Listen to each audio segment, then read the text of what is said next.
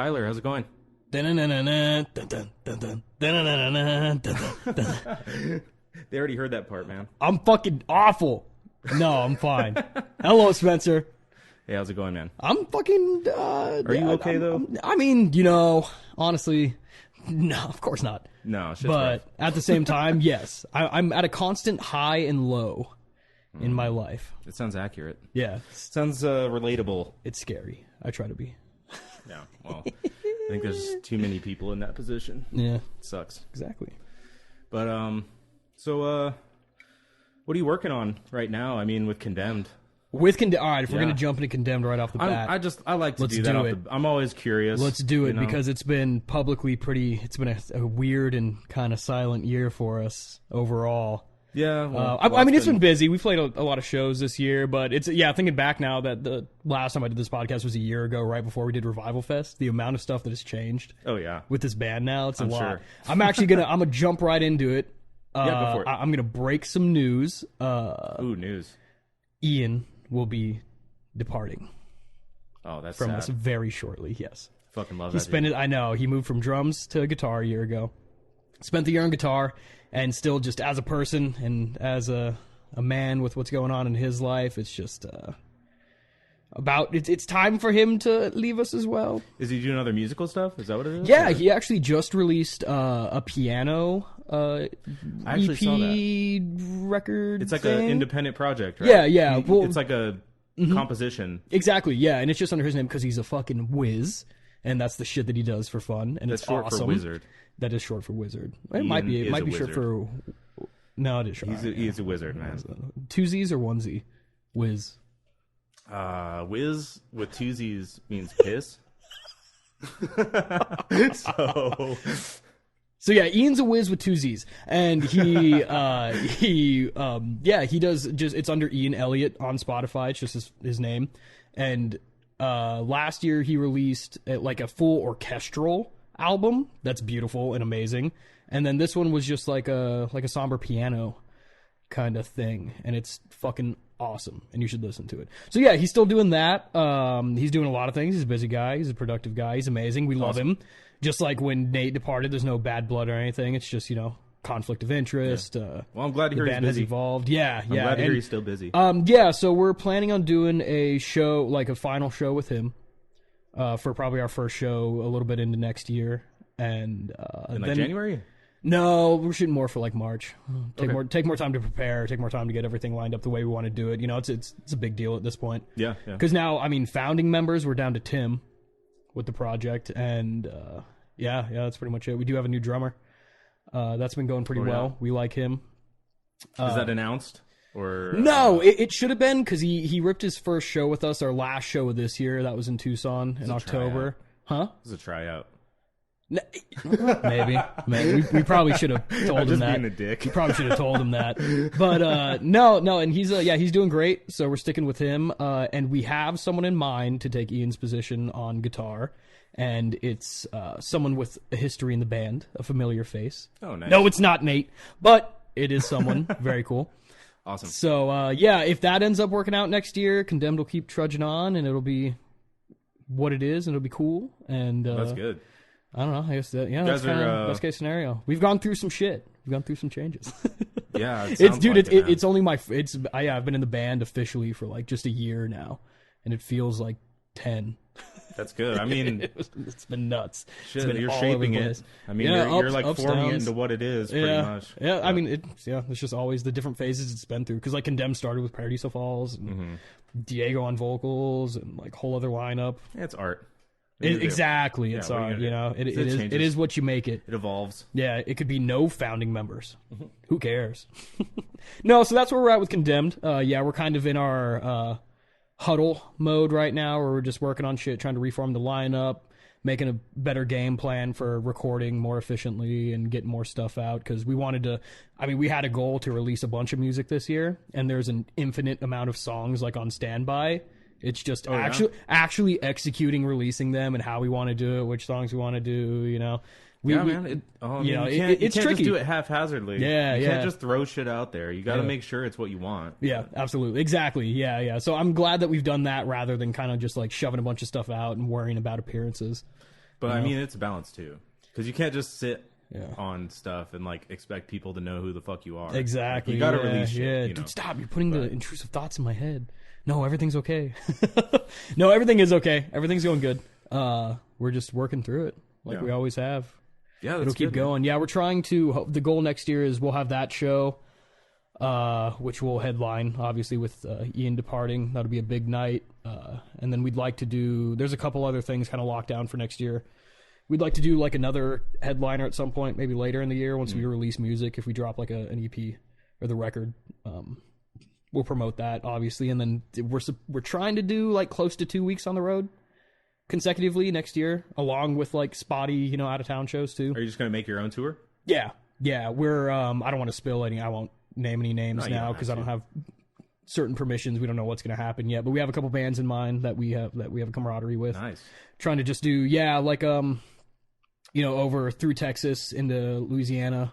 Yeah, it's up good and back over. It's good to do like a collaboration with another band on like a especially going on the road tour like that. Yeah, you have to. We're already like figuring out like sharing gear, sharing we use your trailer, our van, like shit like that. Just to try to make it as easy as possible. We did that with I did that with you guys when I was working with Arconaut. Yeah, we went out to Texas. All right, I'm already going to bounce. I don't think you were back off technically in the band at that point. No, but you went with us. But I went exactly. I was fucking still going. You were the roadie. 16-hour drive. You're the exactly. one roadie. It was a good place to start, man. The one roadie between two bands. Gotta start somewhere. I'll roadie. I was the other roadie, I guess. For exactly. Arconaut. Yeah. Well, dude, I'm cool being a fucking roadie. I love being a roadie. That's another. I'm planning on spending 3 weeks with another band I'm supposed to be driving for and doing merch for. Oh, yeah? Like a 3-week tour. I'm going to go to fucking New York. I don't know if I should say. Okay. I don't know if I can talk. I'm not going to talk about this tour because it's not announced yet. But once it's out, it is a local band that's great. It was someone that was on your podcast, their band. Ooh. And, I think I know who it is. Shut up! And so far the plan. I mean, once again, just like I'll preface anything I say for plans and stuff in the future. Anything can change. Nice. But that's on my to-do list, so that's great. And that's the life for me, man. That's the whole goal, is being on the road. Can you say when that tour is going to happen? Yeah, it's supposed to be like spring. In the spring? Yeah. Okay. I don't know exactly. Well, I'll keep an eye out for it because like I want to. That'd be cool.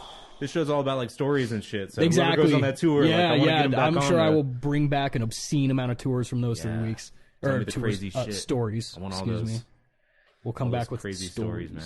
Stories. Were you like surfing on top of the bus down the highway? Or whatever? No, I got to drive, so that sucks. That will be. It's cool. I'm going to be sober the whole time. Well, probably not the whole time. Probably, but most times where I have the responsibility of lives and thousands of dollars of gear. Yeah, you shouldn't be driving not sober. Yeah. But not. Well, maybe not. I feel like completely sober is the least safe way. What is exactly sober right. Yeah, I feel exactly. Like that definition's been blurred. Yeah. Well, I don't know if you've seen like I try to do like I just like I'm young and I party and I do all this fun stuff. So I spend like 11 months just on a complete bender, and then I try to isolate 1 month a year to just do like balls to the wall sobriety and like health check to like cleanse. Yeah. And it went pretty good this year. I did a full month. I broke on the weed. I only did like 2.5 weeks without the weed. But I went 31 days without drinking, and it was easy. Don't care. And then the day before and the day after, I absolutely partied my balls off. It was a 31-day sobriety sandwich of bender. I wonder how many people do that. Like, I hope a lot. It's worked for me, like mental health wise, body health wise. Like, you know, if you do it all the time, just be conscious every once in a while and like take care of yourself, and it's cool. It's fine. Yeah, the problem for me is that like I just love how beer tastes. I don't even try to get drunk, dude. I just drink beers because it's like my soda, you know. So it's hard for me to stop. But I've stopped before. Yeah. And it's not like I'm drinking like a 6-pack a day or nothing. I'll have like 3 beers. It's not even that bad. You could be a bottle a day kind of at the end of the night, you know. Like I drink consistently every single day. I drink beer, so that's why I'm like 200 pounds. Yeah. But you know, it's like never like.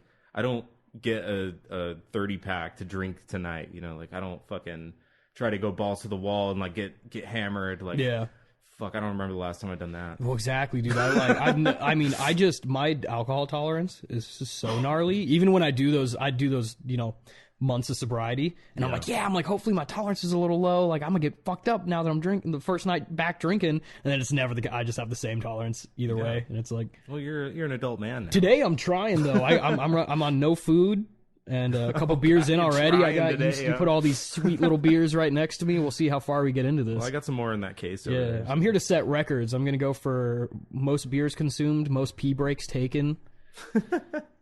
If I start binge drinking on these podcasts, I'm gonna have to stop drinking during the week. Shouldn't that be kind of the... it's that bad? You just, I mean, seriously, I was thinking about it earlier. Like, dude, if I drink like 5 or 6 beers in a single podcast, like, man, I can't be drinking Monday and Tuesday and Wednesday too. Like, I'll get back up to my Navy weight. I love it. All right, let me start questioning you. Speaking of the days when you're rolling with Arkanaut, the last time I was on the podcast, I couldn't even say the word Cytera. Now we can talk about Cytera. Oh, what are you doing with Cytera, man? Dude, my timeline's all messed up. But me too. I'll talk a little bit about Cytera. Yeah, and just mostly what you're doing with them. I'm not super involved with them right now. Yeah, gasp. I think I talked about it already. Oh. It's all right. Nobody listens to every episode. Yeah, right? Yeah, or every part of every episode. I am Joe Rogan. I am Joe Rogan. You're the Joe Rogan of Arizona, man. Come on. Bullshit.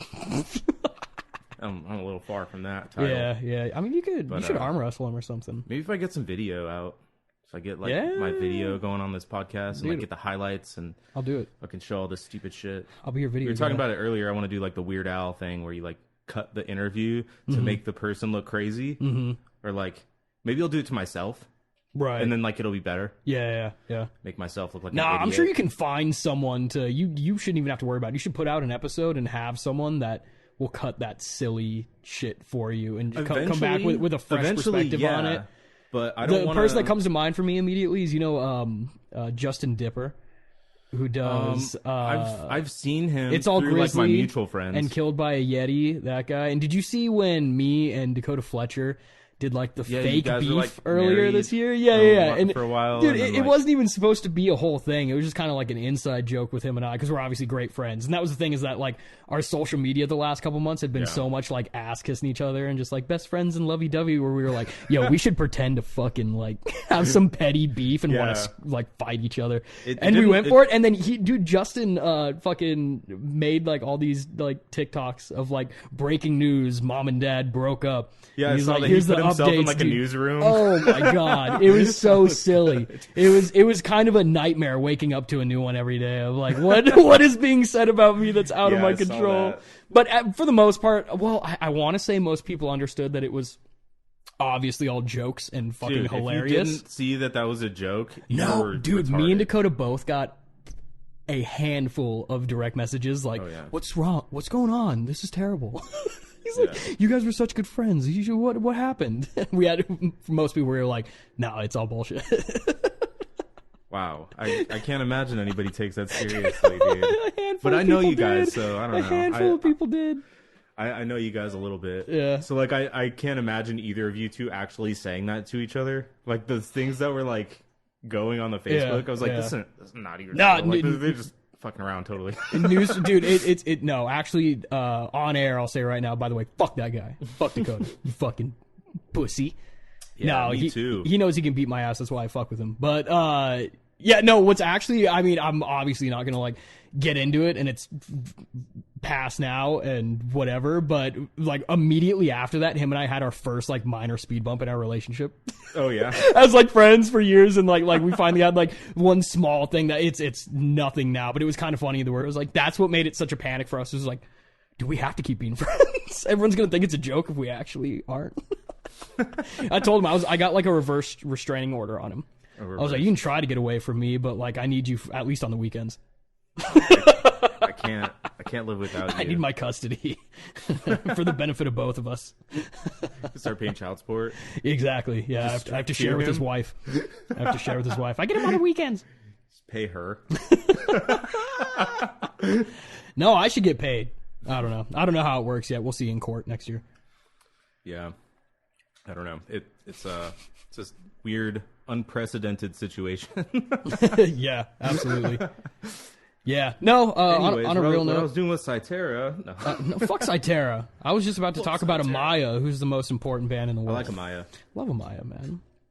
Mai's the best. What was I going to say about them? I forgot. I don't know. Dakota. I don't know. You were talking about Dakota and Pussies? how, like, I guess I don't know, you hate that guy or something. I guess I'll just do like my shout out group right now. Just be like, shout out to Dallas. He drums with. I'm gonna give you. Wait, all right. I'm gonna do a thing. So you know, Amaya, they got like a new drummer this year and stuff. Okay. His name's Dallas. Dallas. I'm gonna give you 3 chances to spell it. Spell it. By the way, I love this kid, but this is my favorite thing to rip into. D. Yes. A. Yes. L. Yes. L. No. That's 1. Try again. D-A-L-I-S. Nope. Last try. You're so close. D-A-L-A-S. No, it's Y-S. Y. Dallas. I should have known that. Yeah. It's very funny. It was silly. Every other person's got a Y in their name nowadays. I know, man. It's funny because I knew him for a couple weeks, and I got a friend request on Facebook, and I was like, I thought it was like some old lady. I was like, who's Delise? Or whatever. I was like, what the fuck is this? And then I was like, I was like, people are named Dallas this way? Dude, I think it's hilarious. I should have known. Whenever somebody says, like, oh, can you guess how to spell my name? There's a Y somewhere. There's a fucking Y. Even my name is a Y. Do you ask people to spell your name? No. Or you, like, try to spell my name? No, because it's not that tricky. Yeah. It's like, you know. Some people ask how to spell my name. Like, how do you... I'm like, Spencer. Like, how do you spell it? Yeah. Well, that's a fun game at, like, you know, like Starbucks and shit. With a C. Is, like, seeing how bad they butcher your name. Even if you have a very simple name, they'll probably write something real fucking silly. Just tell them Jesus. Which I like a lot. Dude, my go-to is Bartholomew.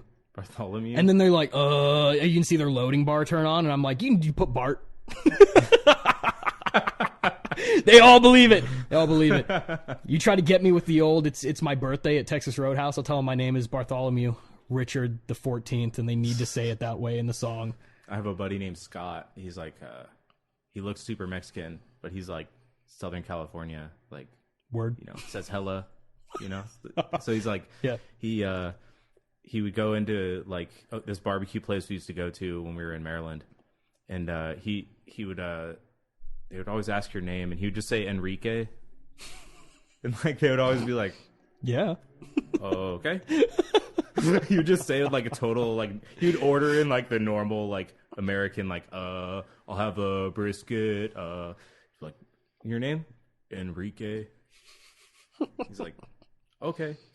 And I would just tell him a random fucking name. I think I picked like the name of my chief every time. The name of your chief? Yep. What do you mean? It's my boss. Oh. I just picked my boss's name every time, hoping he would be there. Like your boss that you work with? Yep. You refer to him as your his chief? last name. I would tell him his last name. I forgot his last name since now, but it's chief, whatever. Stupid shit we used to do. But I just remember because he would always joke about his name. That he was named Scott Olvera Lopez. Like right. His parents were like super, like, from Mexico. Yeah. You know, his parents are from Mexico, and he has like 3 siblings. His name is Scott. He has a youngest brother named Frank, but the middle sibling is named Miguel. It's like Scott, Miguel, and Frank. It's just kind of weird. I don't know. Miguel's the real one. Yeah, you know he talks shit to those other boys. He's like, listen, Guido. I'm the real Mexican. Yeah. Fuck you. That's hilarious. Hell yeah. His middle name's Ulysses. I don't get it. No way. Yeah, weird. Are you making that up, or No. is it really Ulysses too? Well, That's Scott. about as white. Scott's middle Scott name. Ulysses. Scott Ulysses Olvera Lopez. That is phenomenal. I don't know. Dude, That's people... wicked. That is the most Arizona fucking name ever. He's from California. But It's a California name. Yeah, It's I mean, Southwest. yeah, same thing. Southwest. California is just Arizona adjacent with a Southwest coast. American. Yeah, well, not really. I don't know. It is now. Who cares? There's a lot of Mexicans out here. Whoa. Gonna have some Mexican names. Whoa. What are you talking about? I mean, you lived here. Yeah. We're a minority, man. Yeah, I know. Especially the places I've roamed around. I've been that guy several times. I should have took Spanish in high school. Dude, same. I'm such an idiot. Dude, I know more Spanish than French, and I took French in high school. I took German. I know way more Spanish than French. French is made up. That shit sucked. I took German, and then like I learned everybody in Germany speaks English. Dude, Spanish should be the only option in this state. We're all dumb. We're 13 when we choose what electives we want. You know, fucking, and all of us are like, I want the cute language like German or French. Come on. We need Spanish. My school had Japanese. Oh, see, I would have jumped on that. Yeah. Yeah, I probably would have done the Japanese class. My I'm sure buddy that was picked great. Japanese, and he like was in Japanese for all 4 years. He was like the TA in his senior year. And That's like, awesome. Oh my god, you fucking weeb. You nerd. Nerd! Oh, shit. I love it. We always bullied him for it, too. He was the friend that we bullied in the circle, you know? Mm-hmm. He was the guy. Yeah. Vance. I love you, man. You're Fuck the you, best. Vance. Hey, Vance, we never met, but when I meet you, I'm going to forget your name immediately. I'll punch you in the face. No, I'm not. It's not like that, but I'm definitely going to, like, you know, pretend to acknowledge him. Nah, he's a cool guy. I haven't seen him in years, man. Really? But, what does he look like? Oh, I don't know. He could look totally different. Shit. All right. Fuck. We're on a mission for Vance. Could be a woman by now. I don't know. No, I'm just kidding. He's got a kid. I see him on Facebook. Ah, we're Facebook friends good now. for him. It's like everybody else in my life. Good for him. We just communicate on Facebook. I guess, boomer. So, what other what shows have you been to lately? Have you been out, buddy? Yeah. Yeah? Go to Have a any good lot of ones? shows. I try to. Oh, fuck. See, this is the problem. Is I go to so many. It's hard for me to even reel back what good ones lately. Just tell me something crazy that happened at one then. Like, I mean, I could give you I could get into the Trader show. is there any good pit stories that come to mind? Phenomenal. See anybody get fucked up? Yeah. I mean, sort of. Yes and no, all over the place. But when Traders was in town recently with Scumfuck and Victims and Worm Shepherd, that was a phenomenal show because I'm good friends with a guy who has a close relationship with Victims. Where was it? It was at Rebel Lounge. Okay. Not my favorite venue for a few different reasons, but not a bad venue either. It's cool. It's all a good. little venue. In the Yeah, middle of a but I neighborhood. mean, I'm a like diehard Traders fan. Yeah. And even like I love their guitarist Alan, and he writes a lot of their stuff. And then he also has like a folk punk project called Gutter Love that I love, and he has a rap project called Gutter God. And just like, dude, his style and just like he's a real out there Florida man, you know. and he cracks me up, and I love Traders. It's such a good fucking band. And yeah, they were out here, and that show was pretty wild.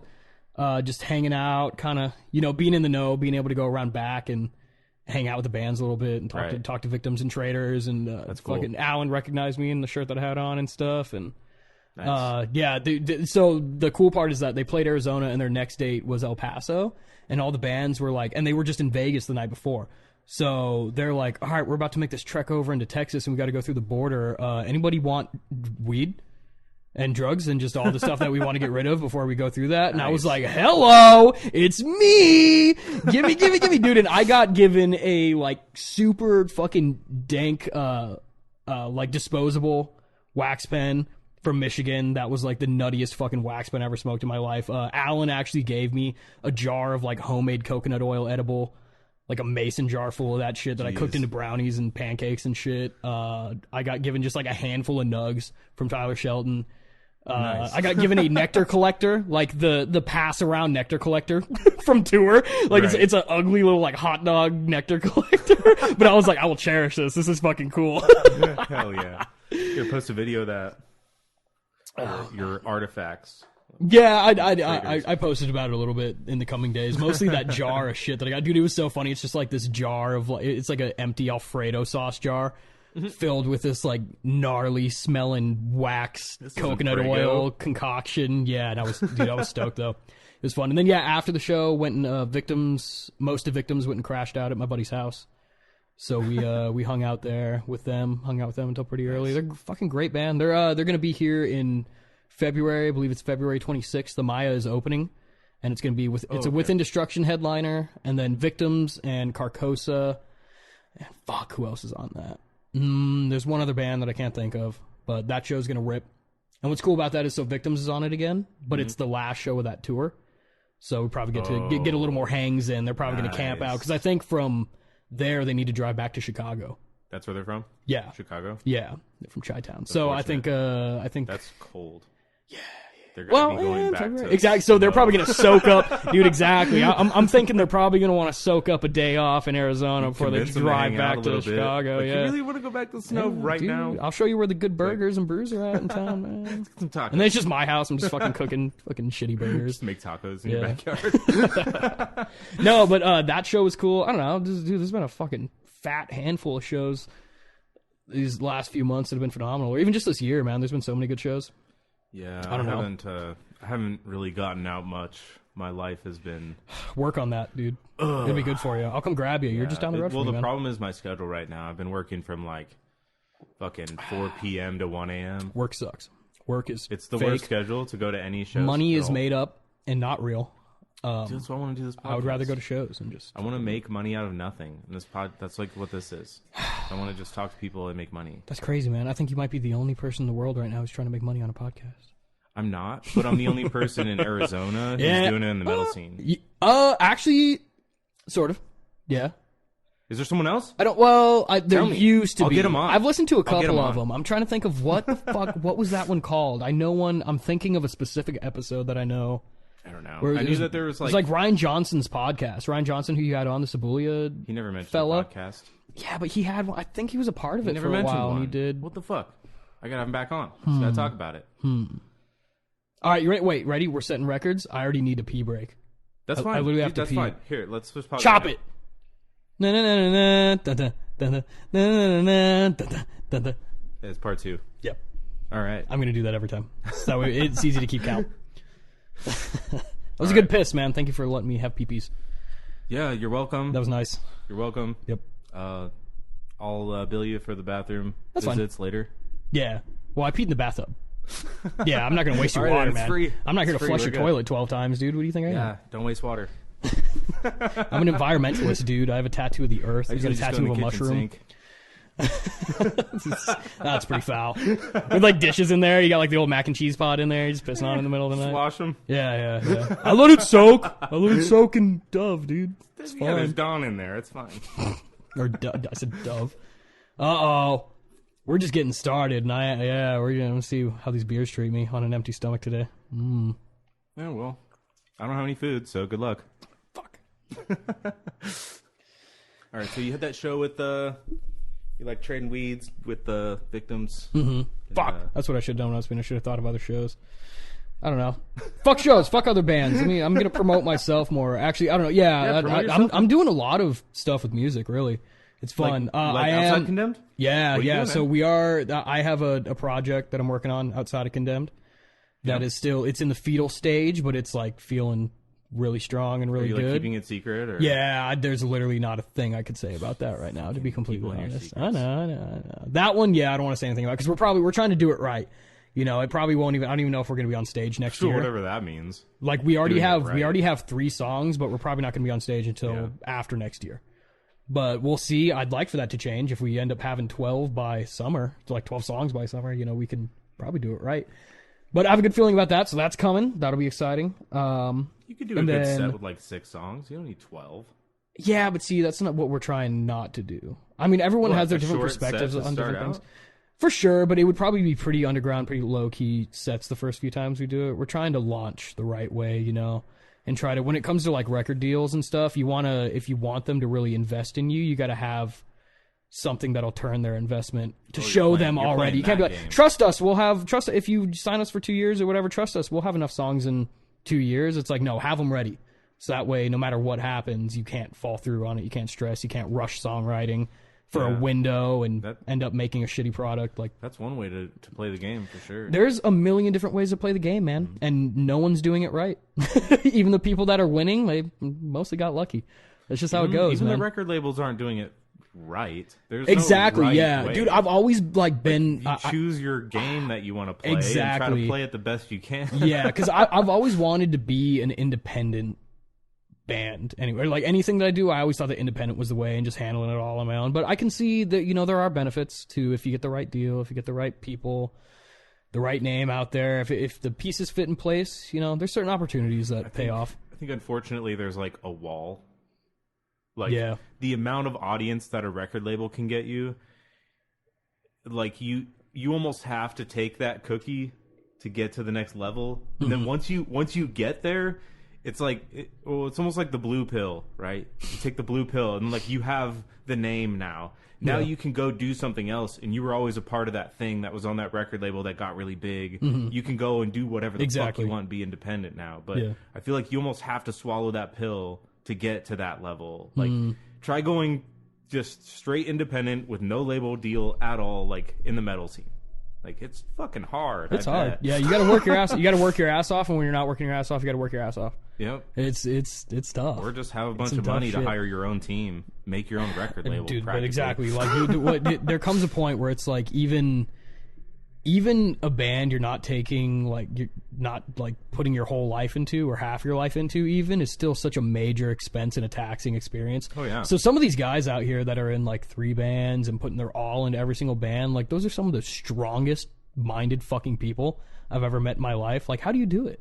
How do you fucking, some of these guys, it's crazy. Because I'm like I said, I'm doing a bunch of different things right now, but I still feel like I'm on the tip of the iceberg. Dude, I don't even know how people go to the gym every day. Fuck that. Fucking dude, I don't have time. I have to work out at home. I have to work out at home rarely, and when I do, I was like, that was a fucking waste of time.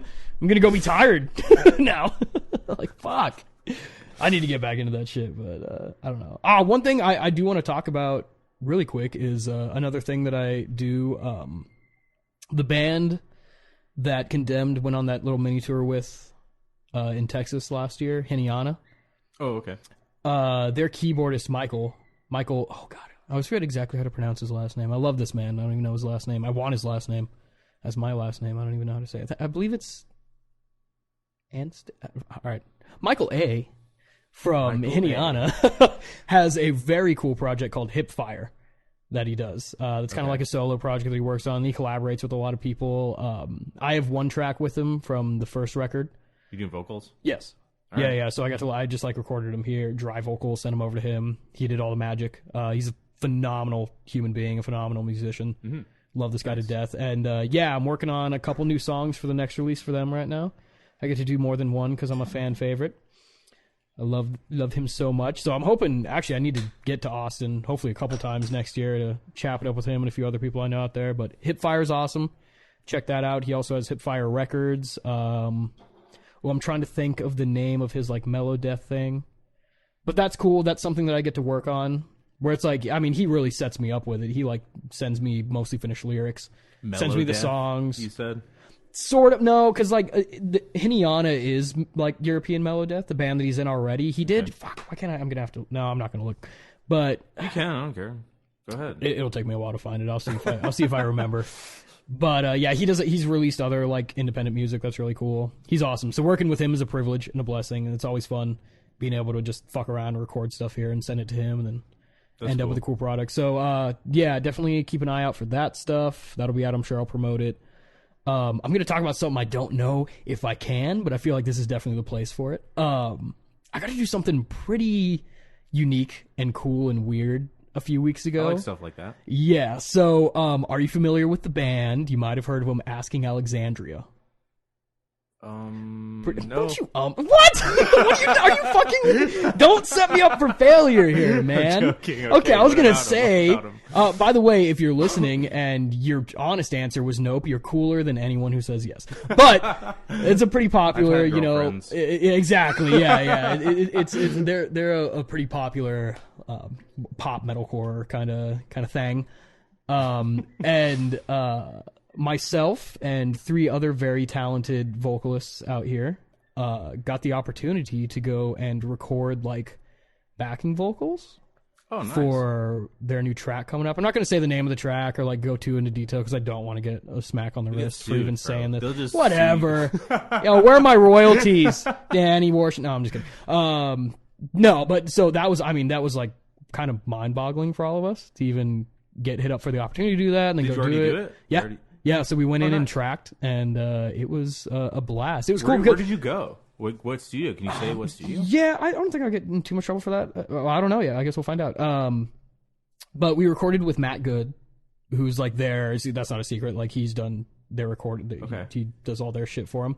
And he's got this fucking massive, well, not massive, but a really well-built studio. Oh, it's just in like Tempe. I don't even know the name it's not shit. Like a name. I'm pretty sure Apex Alpha performs there. Which the fine gentlemen I got to go do this with were Harry Eaton from Dead Echo, Anthony Esposito, the Exiled Martyr. He used to be with the Exiled Martyr, and what was his first name? Something Hounds. And then Jack from Apex Alpha as well. It was the 4 of us. We got to go in and do this. Nice. And which is cool. Well, it was funny because all of them, they all were bigger fans of the band at a point. I was never really a very big fan of Asking Alexandria, to be completely honest. Well, so it's funny that I got offered it, and I got to, like, everyone, like, we all, like, held our composure and really professional, went in and knocked it out when we were actually talking to the guy, you know, but then afterwards, once it was done and we wrapped and we all went into the parking lot, they were all like, oh my God, what just happened? This is crazy. This is so cool. Like, we were all, and even me, I was so excited, but I'm not even too, like, actually, like, into the band. I was picturing you, like, spitting on the floor and being like, see ya, pussy. Yeah, exactly, dude, the whole time. I was in there just, like, I probably wore, like, the goriest, like, old school death metal shirt ever, and my arms crossed the whole time. I was like, who are you? I was like, I haven't heard this band, but I'm grateful for the opportunity. This will be fun. But no, it sounds cool. Yeah, we pretty much what they needed was like, they wanted, like, a heavier sounding, like, a group of screams, like a choir of dirty vocals together. So, yeah, they just shot it. You know, we all got paid for the gig, got to come in, just harmonize with some of the cool parts of the song, and that'll be out. And, yeah, I mean, it's not like we're going to be directly credited on the song or anything. No, of course not. Dude, come on. Yeah, dude, it's like Asking Alexandria in parentheses the 4 of our names. That would be hysterical. No, so, yeah, that's the thing is, like, it's nothing crazy. But it was just kind of cool to, you know, have. Did they tell you you're not getting credited? No. Well, we didn't even bring it up, dude. What if they do, though? I mean, maybe like in the deep print, maybe. Yeah, that'd be cool. What I'm like if on the lyric pages of right. the album that's what we're expecting. Like, that's like the most likely outcome is that we'll be credited in some way, maybe on the full record. Exactly. Yeah, so that's probably like best case scenario. I guess worst case scenario is we don't get any sort of actual accolade, but who cares? The cool part is that it's not like one of us went in and did it, because then like imagine me, and you know me pretty well. Like, what if I just went, like, we were like drunk at a party one night and I was like, dude, you know, I did, you hear that new Asking Alexandria song? You know, I went in and recorded back and vocals. You'd be like, sure, buddy. You'd be like, yeah, that's really cool, man. Yeah, trophy, exactly. your bragging rights. But yeah, so the part that's cool is that we all went in as a group, so at least we can vouch for each other. What if it's like the least listened to song they've ever had? Dude, that's what. Listen, the jokes we've already all made as a little group have been infinite about this whole subject. But that was like honestly like one of the like, even though like I said I don't like geek on that band, I'm not too familiar with them, but it was still a really cool expence. Did the song sound cool to you? Yeah, honestly, it really did. So it's. I mean, it's still pretty. Cool yeah. Right. Overall, I mean, it's it's like, you know, easy to digest, like metalcore, chorusy metalcore. Not exactly. I don't know. I listen to a lot, man. I listen to a lot of different shit, but in general, for this band specifically, it's the heaviest they've sounded in quite a while, which is why they needed fellas like us. That's a good sign, dude. But yeah, dude. So that was sick. I hope I don't get a slap on the wrist for even bringing it up, but boo-hoo. Nobody's going to hear this. I've been waiting to talk about it. So, and then, to my knowledge, the single comes out in February. And obviously at that point. If any crazy amount of people hear this, it's going to be years in the future. Right. All right. Yeah. This episode is not going to see a lot of years. All right. Yeah, dude. No, fingers crossed something goes weird and bad with that, because all press is good press. Because you imagine if I was like, you know, I'm like, the big band owes me you go to royalties. Where's my royalties? Like, you go to prison because you released it too early. Right, exactly. I'm like I'm like on the Reddit forums of Asking Alexandria, like be like, I know the name of the next single. And my name is in the article. $40 on the Things Beyond Sound podcast. If you guys want to know the name to the next single, message me directly. It's $40. I'll tell you. Perfect. I'm broke. No, Insider info. No, I'm grateful to even. I've been able to do that. That was cool. That was fun. Yeah, fun shit. Yeah, well, you got to go to their next show then. Nope. You could sing in the background. Right now, I was like, yo, am I going on? Like, I get to go on the road with you guys now and shit, right? I'm going to Europe. When's our first tour, guys? Dude, and what would be sick is like the 4 of us that went in and did it. We just like sit on chairs behind the curtain. And just like just sing and like song dude, yeah. You just headbang exactly. Your part. Yep. And the vocalist like lip syncs our vocals. That'd be perfect. You're just like I'll do it. Pay me for that. I don't care. I'll lie. Like the old 70s music morals. videos. Exactly. It's just like hell yeah. No, that was cool. That was one of those moments this year where I was like, holy shit, that was kind of cool. That's why you're doing things. That's what happens when you stay busy. Man. Dude, it's funny because I'm not a fucking musician.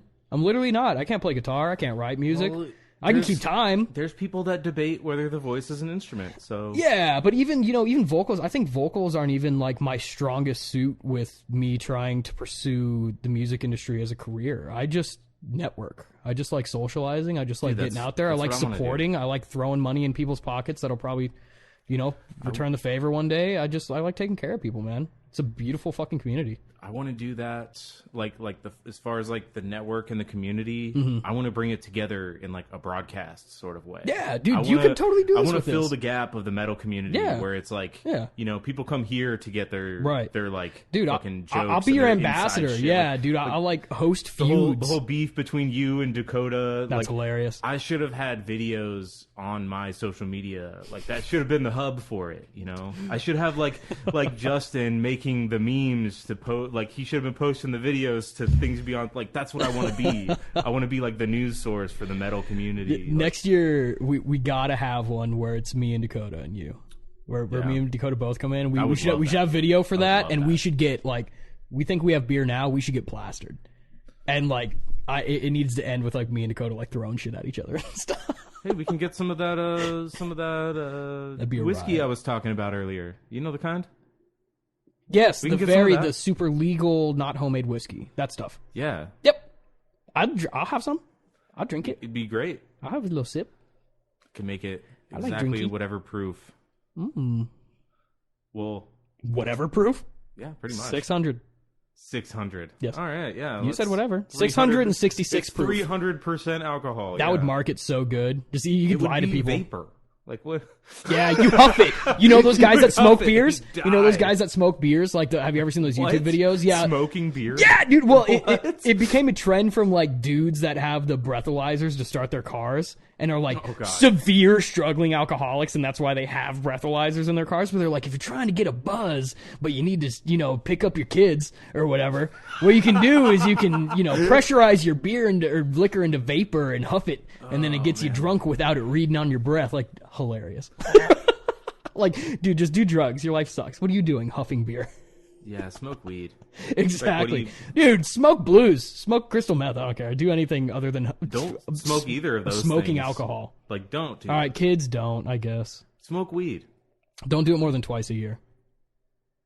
Anything that could kill you. There you go. Go for it. Oh, okay. Yeah. I'll take that. It's a good compromise. Twice a year, whatever. Twice a year. The issue with meth is that it's habitable, and everyone that does it starts a habit. It's easy to get. Could you imagine, like, who's like the smartest guy in the world? Like Elon Musk. What if Elon Musk was like, yeah, like, just like as a little treat, twice a year, I smoke a little crystal meth. Yeah, I don't know, man. While I'm playing video games, and everyone would be like, oh yeah, that's cool. Does he take Ritalin? I don't know. He doesn't have. He seems like he's like shit. That dude's got Asperger's. I don't think he takes anything. I think he like drinks apple juice. Adderall. That's no. Elon Musk. You know what I'm saying though? Like it's the same thing. No, he's just built like that. If you smoke it, that's just like 10 Adderall. That's the only difference. Like exactly, dude. I love multiplication. Like I like efficiency. Yeah, I mean, but you can say like, oh well, I don't know about meth, but there's a whole bunch of people doing meth all the time. Exactly, and some of them are doing better than me. Some of them are on top of the fucking world. These guys smoking they're meth. Getting their master's degree in fucking psychology. Joe Biden's kid. Joe Biden's kid smokes crack. He's fucking doing way better than me. How many people are getting a master's degree in like addiction psychology while on Adderall? That's hilarious. You're so right. You're so funny. They're just pounding Ritalin. How do you get a master's without it? I can't imagine. Dude, that's called yeah, man. That's dedication to research. I can't just smoke a blunt and write a paper. It doesn't work like that.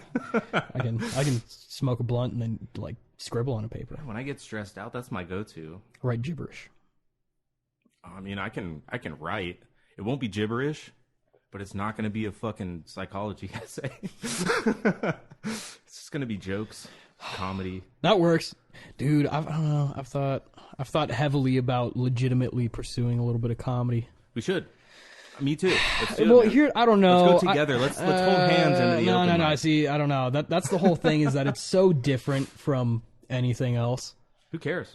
Because that's the thing. Is like there's a stigma to it to where it's like you do need to like put your time in and like go get into the local scene, quote unquote, and go do open mics and do all that junk in order to form yourself as one. But I don't want to do that. We were just talking about those. There's many ways to play the game. Exactly. Yeah, and even with like something like stand-up comedy. Do open mics, and if you're funny, you can just say like, hey, I'm also in a metal band. Everyone who thought you were funny is going to go look up your band. Yeah, maybe. You know what I mean? Maybe Like, most of them. you could just tie it to, like, have fun on stage and then just... Yeah, I think that's the thing is I like to think that I would have, a good natural stage presence to that. And, I don't think it'd be too challenging for me, but there's a lot of work to that. Are you familiar with Tony Hinchcliffe and the Kill Tony podcast? Yeah. Yeah, like that has really like that's the big thing where I watch that and I'm like, this is awesome. With the episodes. I don't watch it regularly. You understand the format though, right? I get it. You know how it's not just like a regular podcast. Like what they do is they set it up in a big venue in Austin mostly now. It's not. Is it in Austin now? Yeah, yeah. They went from Austin to LA right around the same time everyone did.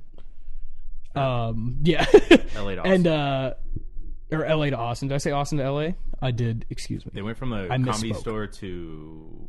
They were at, a few different venues. They went from Antone's to... I don't know where it is now. There's a few different venues that they've worked out of there now, too. I think now it's... I don't know. They're probably going to work out of Joe Rogan's comedy. The new one, once that's up and running, they're supposed to be running out of there. I'm sure. But no, you understand the format of that show, right? Where what they do is is like, you can come to the show and you get in free if you throw your name in the hat. And then they pull names out of the hat all episode, and you go up and you do 60 seconds, and then they interview you, quote unquote, which rip you apart. Yeah, 80% of the time is tell you how fucking awful you are at comedy, and it is a beautiful machine that just has like added lifeblood to the comedy scene in this country. Honestly, it's so cool, and seeing that, it's like everyone that watches that show thinks that I could go do that. I could totally go up there and do 60 seconds and like most of them bomb. And honestly, I would love to go out there and bomb. If you write 60 seconds, maybe. If you don't write it, you should write. I see that I want to have 60 minutes before I go do 60 seconds on something that massive. You know what I mean? Minutes? Yes, I want to have 60 minutes of fucking experience. I bet to do that. Well, I mean. The way I hear people talking about comedy, like that exactly, seems like a fucking in terms of 60 minutes of comedy. But experience, I have the life experience and the stories and the bullshit and the silly, funny things to talk about and how to say it. But that's the thing is like for me, it's like actual on stage experience. I have none, obviously. But besides doing vocals, I've been thinking about it too, going up and so I've got for like about a year and a half now in my phone. I've just been keeping this notepad. Just writing down premises over and over and over. So I have this notepad on my phone that's like fucking 4 or 5 pages long. It's literally just like when I'm standing there having a conversation, I'll be like, oh fuck, I need to write that shit down. Dude, exactly. I do that all the time. So I have like, it's like maybe I'll put one down like maybe a couple times a month. I'll have like a new note. Mm-hmm. I haven't ever really sat down and tried to like make a bunch refine of material, them, or even like work on them at all. Like sometimes I go back and read them and I'll laugh. I'll be like, right, I remember that shit, dude. Yep, dude, I have the same thing. Still make something out of it. It's like my notepads are right next to each other. I have this like scroll-looking notepad with like band names and song names, ideas, just like gory, fucked up shit, and then next to it is like funny joke. Just a notepad full of those. You gotta keep it in a different file. Exactly, yeah. I should put them in like different fonts or something so I know what not to click on. File entirely. Like my my notepads are different. Like I'll have a notepad for like bands or whatever, and then a notepad for fucking jokes. I just labeled it comedy bits. Yeah, but at least I know. Like I don't have to scroll through hundreds of pages to find the joke. No, dude, I don't know. I'm a guy that likes to write, not just lyrics, but sometimes I sit down, I think of something funny and I kind of write a joke around it. I was working on one the other day that was cracking me up. It was like about like I don't want to get into it because someone's gonna fucking steal it, but just about like me, nobody's listening to this. Yeah, just about like what if I thought about like what if like the Salem witch trials. Yeah. When all the crazy Christian dudes were killing all the women that they thought were doing witchcraft. But, like, it's just magic like Jesus did. So what if that was the reincarnation of Jesus was just some lady in Salem? And they were like, witch! And they burned her in the name of God. I'm like, you fucking idiots. That was your guy. You just burned Jesus. That was your dude. And you were like, you turn water into wine? Drown her. Like, what happened, man? You guys love the dude. God, you guys God like that guy in Jerusalem, but man, put her in fucking colonial fucking U.S., you got a problem. They burn her at the stake. What the fuck? That was Jesus. We had him 4 times now. Y'all fucked up. Fucking stupid Christians. They put him in the wrong spot. Yeah, man. Idiots. Fuck. Dude, and that's what's funny is we were talking about how we have the different notepads. Like I have stuff for like music stuff and stuff for shit like this, and that one is both because I was like, Jesus was a witch is a really good song name. I was I could work off the same premise for a song. Yeah, dude. You could literally have Too the funny. joke and the song, and like they literally like they're parallel. Yeah, they should be. That's how, dude. If I It's end about up Jesus being Man. reborn into like Salem. You nailed it. If I end up pursuing both careers, then they'll have to coincide. There'll be inside jokes for sure. That's only available on the Patreon. Bet it'd be a good music video. Like what? Jesus was a witch? Oh, dude, that one would be easy to write. That one wrote itself. That almost sounds like a whole band. We don't even have to shoot a music video. We just get to clip stuff from old movies and shit. This would be one of those music videos. It'd be easy. That sounds good, yeah. Yeah. I can't wait. I can't wait for your new music video. I'm never doing a music You gotta video. have a project that's like, kind of like where you collaborate with other people. You were talking about that one. Hipfire's kind of like that. Yeah. Hipfire, Yeah. where Hipfire's kind of a bring in collaboration project. collaborators like that, but it's like the metal version of Weird Al, where you like make crazy. What's up with you and Weird ass- Al? Did you go see the movie or something? You're like on a Weird Al kick? No, dude, I just The love second that time you guy. brought up why? You know, funny, but we'll circle back to the beginning of the podcast. Well, hold on. I brought him up because I started thinking about video when I was talking with you about videos, and I thought about like editing my podcasts and making like funny highlights in a way where it's like Weird Al, how he did like Eminem's interview, where he just kept saying like, "You know what I'm saying? You know what I'm saying?" And he's like, "No, I don't know what you're saying. No, I don't understand a damn word you're saying. for the last fucking time, I don't know what you're saying." It's like, you know what I'm saying? But yeah, I want to do something like that, but with like my podcast and like the video. Like once I start videos, I just thought of Weird Al, and Yeah, you know, God, that guy's a Ian fucking went and genius. saw him. Ian went and saw him live like a couple months ago. I saw him live years and years ago. Really? Oh man. It was at the State Fair. He came for See, so here's a free show at the State Fair, and it was fucking awesome. Was it? All right, because It was Ian so was good. Ian was really fucking building it up. He said what was cool about it is that he's like a deep fan for sure, and he didn't just play like his popular YouTube video fucking corny ass songs. He played a lot of his like deep tracks and his like original stuff that are like kind of serious songs even. Yeah. Because he's a phenomenal musician. He's a fucking genius. Weird Al. Oh yeah. Yeah. That's why fucking Harry Potter played him in Can't the new just movie. fucking make parody songs like Have you that. seen the movie yet? I haven't. Well, neither have I, but I I want was to wondering. so badly. I Really? saw a trailer for it, and What if it dude, sucks though? It might. Somebody told me it's. I think my brother. He told me that it's just Daniel Radcliffe doing like Weird Al, and then whenever they play music, it's Weird Al doing the voice. So his voice just turns into Weird Al's whenever he's singing. Oh, like legitimately? Yeah, it's They're like just, that's they hilarious. dub Weird Al's voice in whenever he Oh sings. no, that's probably So kind of bad. It's like Daniel Radcliffe just talking, broken and then British as soon as accent. he starts singing, it's like, it's like Weird Al, you know? It clearly doesn't fit. No. Yeah, that was kind of Like, a I weird heard- casting choice. Yeah, that but was a it's- weird casting choice. I don't know, But I guess it works. I could see it because Daniel Radcliffe Sure. is like not a serious dude.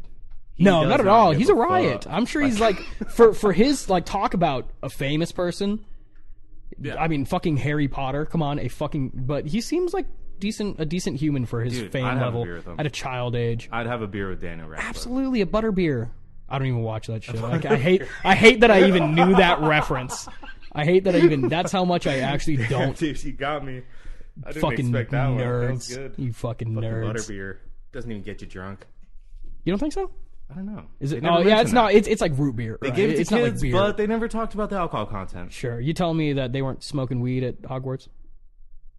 Dumbledore was Dude, Dumbledore gets down with this that shit. little That guy. Dumbledore could outsmoke fucking Snoop Dogg. Is that guy teaching the the alteration magic, like Wingardium Leviosa, the little dwarf guy, the white beard? Oh yeah. I forgot his name. With the crazy face. He Yeah, was definitely smoking weed. definitely that guy. Hagrid. You know who Definitely. needed to smoke weed was Snape. If Snape smoked Snape a bowl was every the once in a square. while, he He's would've the been guy who fine. didn't smoke. Exactly, he was a square. That was his problem. He's got outcasted, but he thought he was all fucking smart. Cunt. I've never Snape's a smoked cunt. weed. I've never.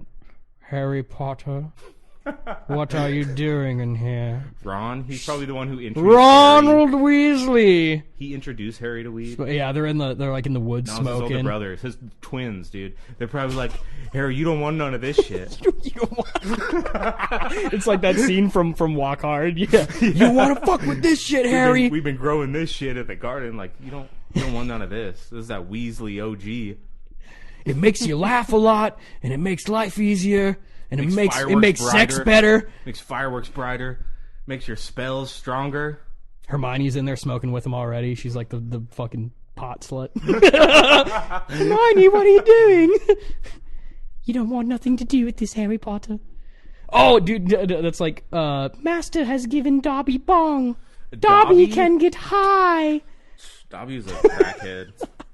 Dobby's on crack. You wouldn't smash? I'd smash Dobby. Dobby can get it. Dobby can get what? This dick. What do you think I'm talking about?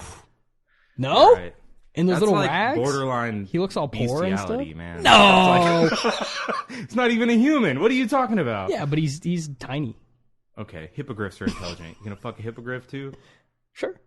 I'll try. All right. I'll give it a shot. What's worse, Dobby? Or what are the black creatures that suck the souls out of people? Imagine, dude, if one of those guys... Yeah, if one of those guys rocked up on me, I'd just grab him by the ponytail and shove him down on my... Suck this. I don't know if they have, like, physical bodies, though. It wouldn't feel like anything. You'd have to just, like, really But mentalize even it, if he was sucking your soul out, like, if it was out of the cock instead of, like, your face, that'd be kind of better, right? You have to have a lot of happy thoughts in your balls. Oh, well, that won't work. Because that's what they do. They take your happy thoughts. Is that it? Yeah. The happy they take all your happy balls. thoughts and memories. They feed off of that. So all that's left is despair and like. I'm pretty sure that's how it goes, dude. I could be wrong. I read those books when I was like 10. So. Sure, I haven't read the books. I've pretended to pay attention to the movies a few times. That's about it. I read 6 of the 7 books. I like the movie that has Edward from Twilight in it. I like the movie where they have like the games. They all fucking Edward from Twilight? Yeah. Oh, Cedric Diggory? No, what the fuck? Yeah, dude, that's him. Or that's like his character's name in the show? Cedric Oh, okay. Diggory. I was about to be like, no, what's his name? Batman. Fucking Robert Pattinson. Yeah, Robert Pattinson. I couldn't remember. He's a great actor. I like that. He is. Actually, that's the thing. He's very dynamic. Twilight I do like. really soiled his reputation. Well, yeah, because the thing about Twilight that actually, in my opinion, makes it very fun to watch is the acting is fucking horrendous. He's the only good actor. And he's the only good actor, but even his parts, he's like the worst one. I feel like the director was garbage. I hope he's smart enough. I feel like he is a smart enough Englishman to where he like acted poorly as a joke. He was like, all these idiot Americans around me doing this dumb book movie. He's like, I'm just going to act as shitty as possible because this is dumb. No, he was just ahead of his age, and they cast him in the wrong part, and the direction was just really bad. Really? You think so? I don't know. The direction was bad, dude. You can tell in that movie, like, the people reacting to... When characters react to each other in awkward ways, and, like, the expressions don't match each other, and, like, it seems like that... He wouldn't... Like, no, those expressions don't make sense. Like, it's because the direction was bad, and they edited it because they couldn't get the scenes to match up. Like, so it's like... It's hard to tell if a director is just... I don't know. You Team Edward or Team Jacob? Team Bella. No. I like your style, man. I'm Team Bella's baby. I'm Team Bella's baby, you know what I mean? Team Bella's baby. He's like Jacob. Dude, what a strange fucking movie. That part killed me. Yeah, I was like, I stopped taking it serious pretty quick, but I actually binge watched like all the movies. Would you believe that it was I read hilarious. all 4 of those books? I would believe that. You said you read books, nerd. I would assume only gay books, like Twilight. Dude, I haven't read a lot of books, but here? those are on the list, man. I saw some Stephen King over here on the nightstand when I sat down. Those are my girlfriend's books. They're good though. I do like to read. I used to read more. I really don't as much anymore. I'd like to, but do you like sci-fi? Of course. All right, I know this sci-fi book. You should pick it up. It's called Old Man's War. Okay. Old Man's War is like, it's this crazy future, like alternate reality where Earth is like colonizing the galaxy, but it's run by this organization called the CAP. It's like a government organization, and they keep Earth in the dark. So nobody on Earth knows what the CAP does. They just know that, whatever CAP that's tells reality. them. Yeah. They're like, oh, we have this many planets, we have this many colonies, and they just have to take their word for it. Like, okay, I guess so. Sure. And what they do is they recruit a military, but they only recruit people who are 75 years old. What? Yeah, and exactly. And people are just like, okay, seriously? And they're like, yes. Where's my pudding? Yeah, they just say yes. And it's like, okay. And they just promise you, like, you have a chance at a new life. Like, if once you make it through your term of service, Yeah. You will be given a homestead on a agricultural colony on a planet. Yeah, good promises. You know, yeah, great. I think we should do that here. And you're just like, a promise of a new life, a colony. Like, how do you promise this? And people are just like, well, I'm going to die anyways. Yeah. Sign up. I think that would represent America accurately now if we just started only recruiting like 70-year-olds. Like in Joe Biden's America, can you imagine like our top of the line soldiers are like, where am I? Where? Yeah. Well, what's going on here? It turns out like they I dropped my where's my magazine? They take your DNA and they take 5 years. So you ship out when you're 80. What are you talking about? They take your DNA? They take your DNA at 75. Oh, you're talking about the fucking the fake thing again. Okay. The fake thing. I was like, what are you talking about? Science fiction book. Okay. But at 80 they take you back in and you have a body. They grow you a body from your DNA. Oh, it's like Avatar. It's all decked out. You got like chlorophyll in your skin, so you can get energy from the sun. You got like cat eyes, you can see in the dark. Like that's super muscle. You only need to sleep 2 hours at a time. No one has original ideas. Dude, what it is though is like the survival rate's like 20%. I like that. Like 10%, 20% or something. So like everybody dies. They tell you like out of the 350 alien species we found, 345 of them are hostile. Like, yeah, that's a problem, especially when your army is built of senior citizens. So it's like a suicide mission. Every mission. You're telling me all the elderly soldiers die? Yeah, they get a new fucking souped out body, you know, for free. And if you survive, you get a colony. For free. You get your own little homestead on a planet. I'd take one of those. I'd take a fake body. That'd be sick. Well, you have to fight to the death. Whatever. Dude, that book is brutal. Dude, in a fake cat crazy. body? Dude, you give me Dude, I'll take my body with good knees. You also have a computer in your brain that you can like activate telepathically and like talk to your soldiers without words, and like it's crazy, man. This sucks. We should talk about something else. It's just a book. It's a book. Yeah, we were talking about books. You don't like the book, huh? No, not this one that you're describing to me. I don't like it. Man. It sounds kind of lame. Old Man's War. That's what it was. Old Man's War. But you like get a new body. You're like all of a sudden you're 20 years old again. When was this book written? You fucking fight to the death on every planet. You know what year this was written? Yeah, probably like the 90s or something. Yeah, that's too. It's a whole series. It probably wasn't his idea. And the people that die before they're 80, they still use their bodies. Oh. They're like infant children on the battlefield. That's weird. They just upboot their consciousness with no memories. Actually, like, we're going to use you anyways. I take back what I said earlier. I don't want the elderly to be the military force for this country. I would actually prefer the infants. Dude, we should just start sending out infants. Crazy. Yeah, like we got a bunch of drones now, so let's just hook up infants to drones with like little vests. Dude, and the crazy thing is like that computer in their brain, they are alive. They like become alive with it. So they know how to use it way better than any of the humans, the regular humans. So like they've lived with that computer since they were born. Cyborgs. Dude, we're already like that. We're already cyborgs. It's just the computer's outside of us, and it's called an iPhone. We put it in our hand. The first smartphone I had, I was in high school. Same. Yeah. Yeah. So like, dude, these kids, there's like 8-year-olds and 9-year-olds like smartphones. Like, but even, dude, we are categorized in the people that even a lot of people can say that they didn't have smartphones until they were well into their adulthood. Let alone at the beginning of high school. Because that's about when I got my first like touchscreen phone, was when I was like a freshman in high school. Dude, I barely had the internet when I was in school. Exactly. Yeah. Barely. Like that's where like I'm one of those people that was born in 1999. But I feel like I categorize a lot more with people in the 90s than the 2000s, obviously, because it was years of my life before I was even thinking about internet or having computer or having Wi-Fi or having a phone hooked up. There's outliers, right? Absolutely. Generations. Yeah, exactly. Like my girlfriend, her parents were, she was like adopted by her grandparents. So it was like, her parents were like really, really old. You know, the people who raised her were born in the 40s. Right. So it's like, the values she grew up with are pretty different than somebody of my generation. Maybe a little racist. Maybe. No. No, I'm just kidding. I don't know, man. Yeah. You know, those 40s values, man. You want to talk about values. The 40s are probably the worst year to talk about values. Yeah, I don't know about nothing like that. But I'm just kidding. No, nobody here is racist. No one? Not even the dog? Nobody. Not a single person. Have you ever met it? Because, like, all dogs go to heaven, but have you ever met a racist dog? They exist. There's some dogs that just go ape when they see a certain kind of person.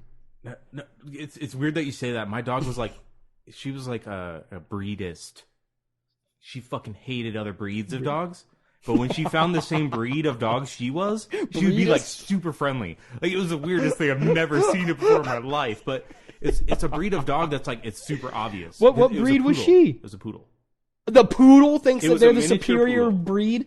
It was a miniature poodle. A miniature poodle. It was tiny, dude. It was lower than his coffee table. It was a little baby poodle, and it had such a fucking shitty attitude. That is the perfect analogy for like people, shitty Nazis. Like, she loved like people, proud like, white people, brand new people. Walk in the door, never seen him before in her life. She would just be like, "Yes, awesome!" Fantastic. Like jump up to him. Like if somebody robbed the house, it wouldn't. She'd be like, "Oh yeah, awesome! Throw me a toy." Like she wouldn't care. And then she was like, "Look at that German Shepherd, fucking Kraut, motherfucker, like, racist little poodle." Yeah, dude, she's so angry. Like it doesn't matter. She'd go after a pit bull. Like she would not care. Like, holy shit! She'd go after a Rottweilers. Like, dude, it like poodles. She would like my God. run up. We'd be like, no, like running after the dog. She'd go after a poodle. There was a standard poodle in the neighborhood. Can't imagine big ass poodle, dude. There was a big fucking poodle, and we were like, dude, no, she's gonna get in a fight. And she ran up to this thing and like wagging her tail, like all happy, like licking it on the face. We're like, what the fuck is going on here? Did she ever by chance get jumped by like a group of chihuahuas when she was a puppy or something? Maybe that's what happened. No, it was like we got her out of like a Christmas box. It was like the classic white American story. You know? It's like, even better. So that we makes had so her much sense. forever. You had a nationalist dog. That's I crazy. don't know, dude. I don't know. It's just classic. Was it a white poodle? It was white. Little baby white poodle. The thing, dude, it was like a purebred, like show quality. The only thing that wasn't a show quality is that his nose was brown. Her nose was brown, so she didn't make the cut. So that's why we got this dog. Like it was fucking a perfect miniature poodle, other than the brownness. The symbolism is uncanny. Dude, there's a lot of jokes there. I know. That's horrible. There's a lot. Wait 1 second. Let me pull up my notebook. I need to write that one down. There's a few of them. Hold on. Oh goodness. The pure white poodle who couldn't make the cut.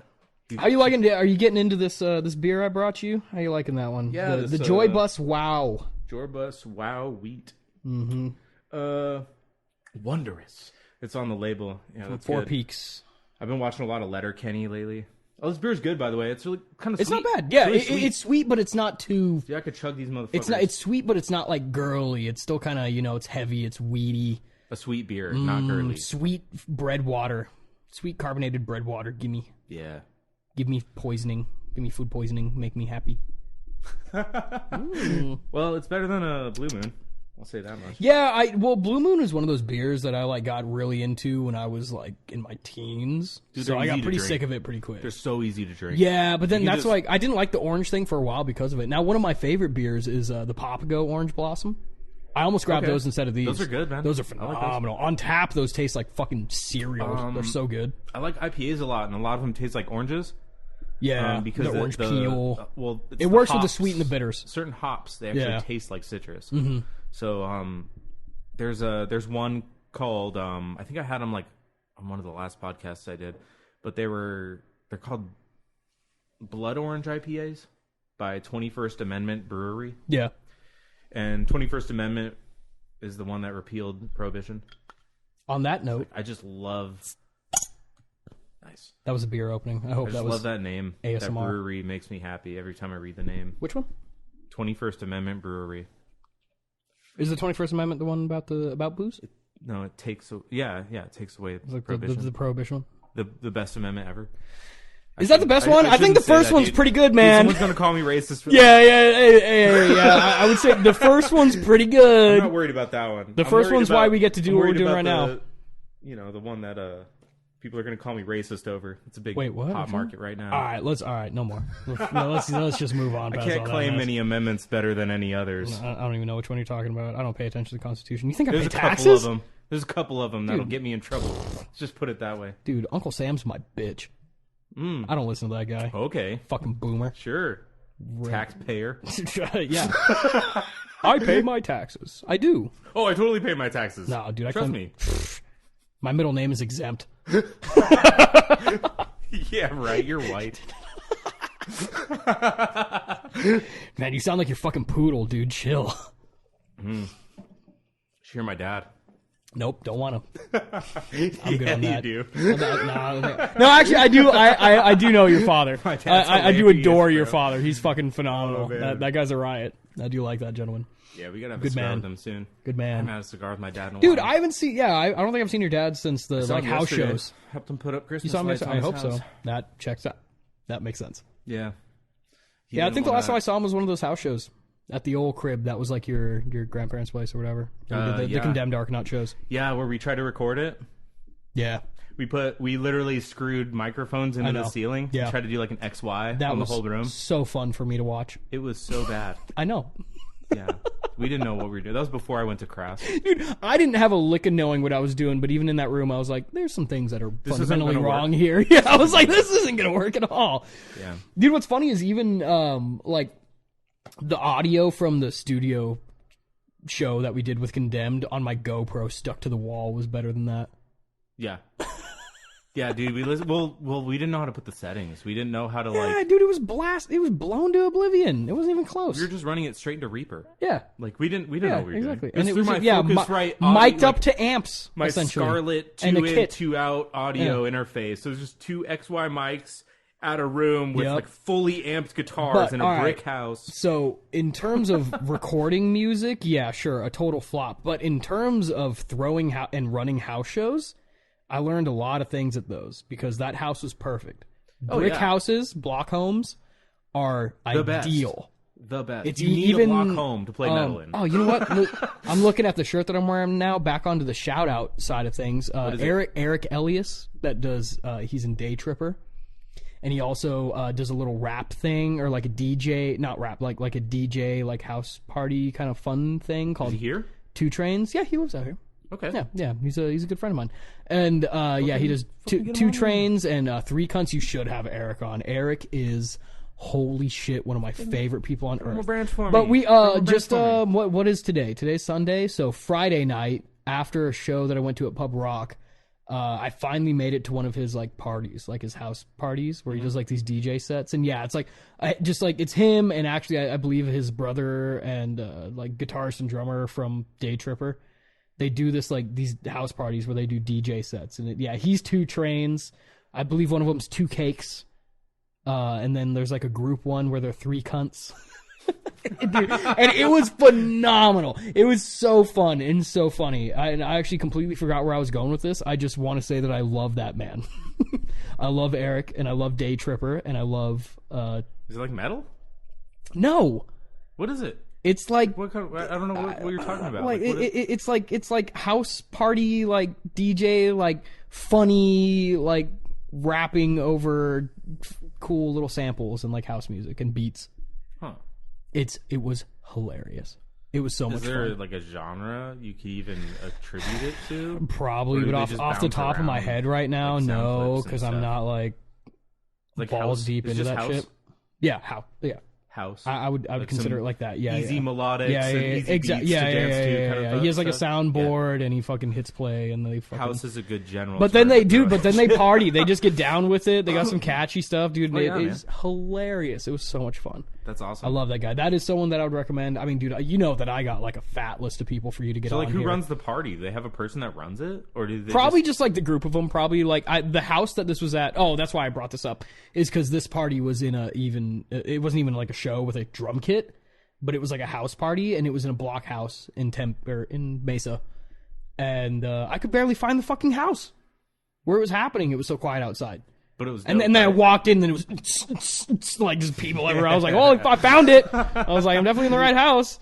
Like, dude, yeah. So throwing house shows, and don't throw house shows in new builds that are just fucking studs and drywall, cardboard houses. No good. Because you're just gonna shake your neighbor's windows out. If you can dive roll through the wall, you shouldn't have a house show there. or even playing outside. I went to a house show recently, actually. That was a Deviator's final set, which is Zachariah Ziegelman. Shout out to Zach, scumbag Zach. Hey Zach, fuck you. Does he even listen to this? Dude, I don't care. Make him listen to it so he can hear your shout out. Why would it doesn't matter? Not to you. No, obviously not. All right, and not to Zach because Zach doesn't fucking care. No, but Zach Ziegelman, he we had there was a house show that Amaya played. It was Amaya and Deviator and fuck, what was the name of the other one? I'm gonna get crucified for not knowing off the top of my head. But it was cool. It was like a farewell thing. It was a house show, but they played out back. But this is like where was it? It's off like the 303 and some shit. Like way out west, like northwest. Surprise. You know, like North Surprise, and they like had a corner house where it was like an empty backlot behind their house. So it worked out. It's pretty cool. It's I've been to a couple house shows now that have been in backyards. There's some that the young like fucking punk and like old school death metal crowd, like all the teenagers. There's one like just down the street from me, like 20 minutes from here, where they throw fucking house shows in the backyard. It's sick. It's honestly really cool. Nice, dude. Yeah, I've only been in one of those, and it was I think Cthulhu played it, and which shout out to Cthulhu because those guys are awesome. And Saint Breaker, I'm sure you do it in the backyard. Yeah, that's too loud, isn't it? Fuck 12. Fuck the neighbors. Fuck the cops. That's kind of what it's all about, right? It's kind of real in that way. That's what makes those things cool, man. That's what makes those things cool, man. Even like Saint Breaker and Sawzaw and I forget what other bands were on it, but like First Friday in downtown Phoenix was just, a week and some change ago. And like Saint Breaker played. I believe they headlined it, and it got shut down like towards the end because it was literally just like in the middle of downtown Phoenix at First Friday, where they were doing like a DIY fucking heavy, crazy, fucking awesome show. And it got well, no, they can. That's the thing, is it was like a First Friday. It was like an event. Mm-hmm. The thing, it was part of it, but it was as outrageous as you would expect it to be with a legendary band like Saint Breaker out here. And towards the end, I heard that it did get shut down. They're like playing next to these like luxury apartments and shit in downtown Phoenix in the middle of the night. But that's like good publicity, if you ask me. If you play something like that and it gets shut down during your set, that's as long as it makes the news. Exactly, because then you get to how much cooler is fucking. Did it make the news? No, not the news, but like but even on their social media, how much cooler is it to play like a something like that and being like it went great, or being like fuck 12, we got shut down, metal forever, like fucking. I guess. Yeah, die for the fucking cause. Who are those guys that played in a Denny's? Oh, I don't know, but I have no idea either, dude. I don't know. Yeah, I know, but everyone knows exactly what you're talking about. Yeah, but I don't know who they are. Dude, that band just recently they did a Halloween show this year where they played at a Sonic. And the vocalist was dressed up as Sonic the Hedgehog. And he was like, "What the fuck is up, Sonic?" The Denny's was, they're never gonna fucking, Sonic doesn't have a dining room. Yeah, so they were playing like in the parking lot. Dude, it was sick. If I was anywhere in the upper echelon of Denny's, I would have those guys back annually. Like, dude, that could have been Denny's biggest thing. Dude, they should have had like a slam deal based on them. Into that. Yeah, they should lean into that hard. I'll take the metalcore slam. It's all like vegan meat and shit. Fucking dry ass pancakes.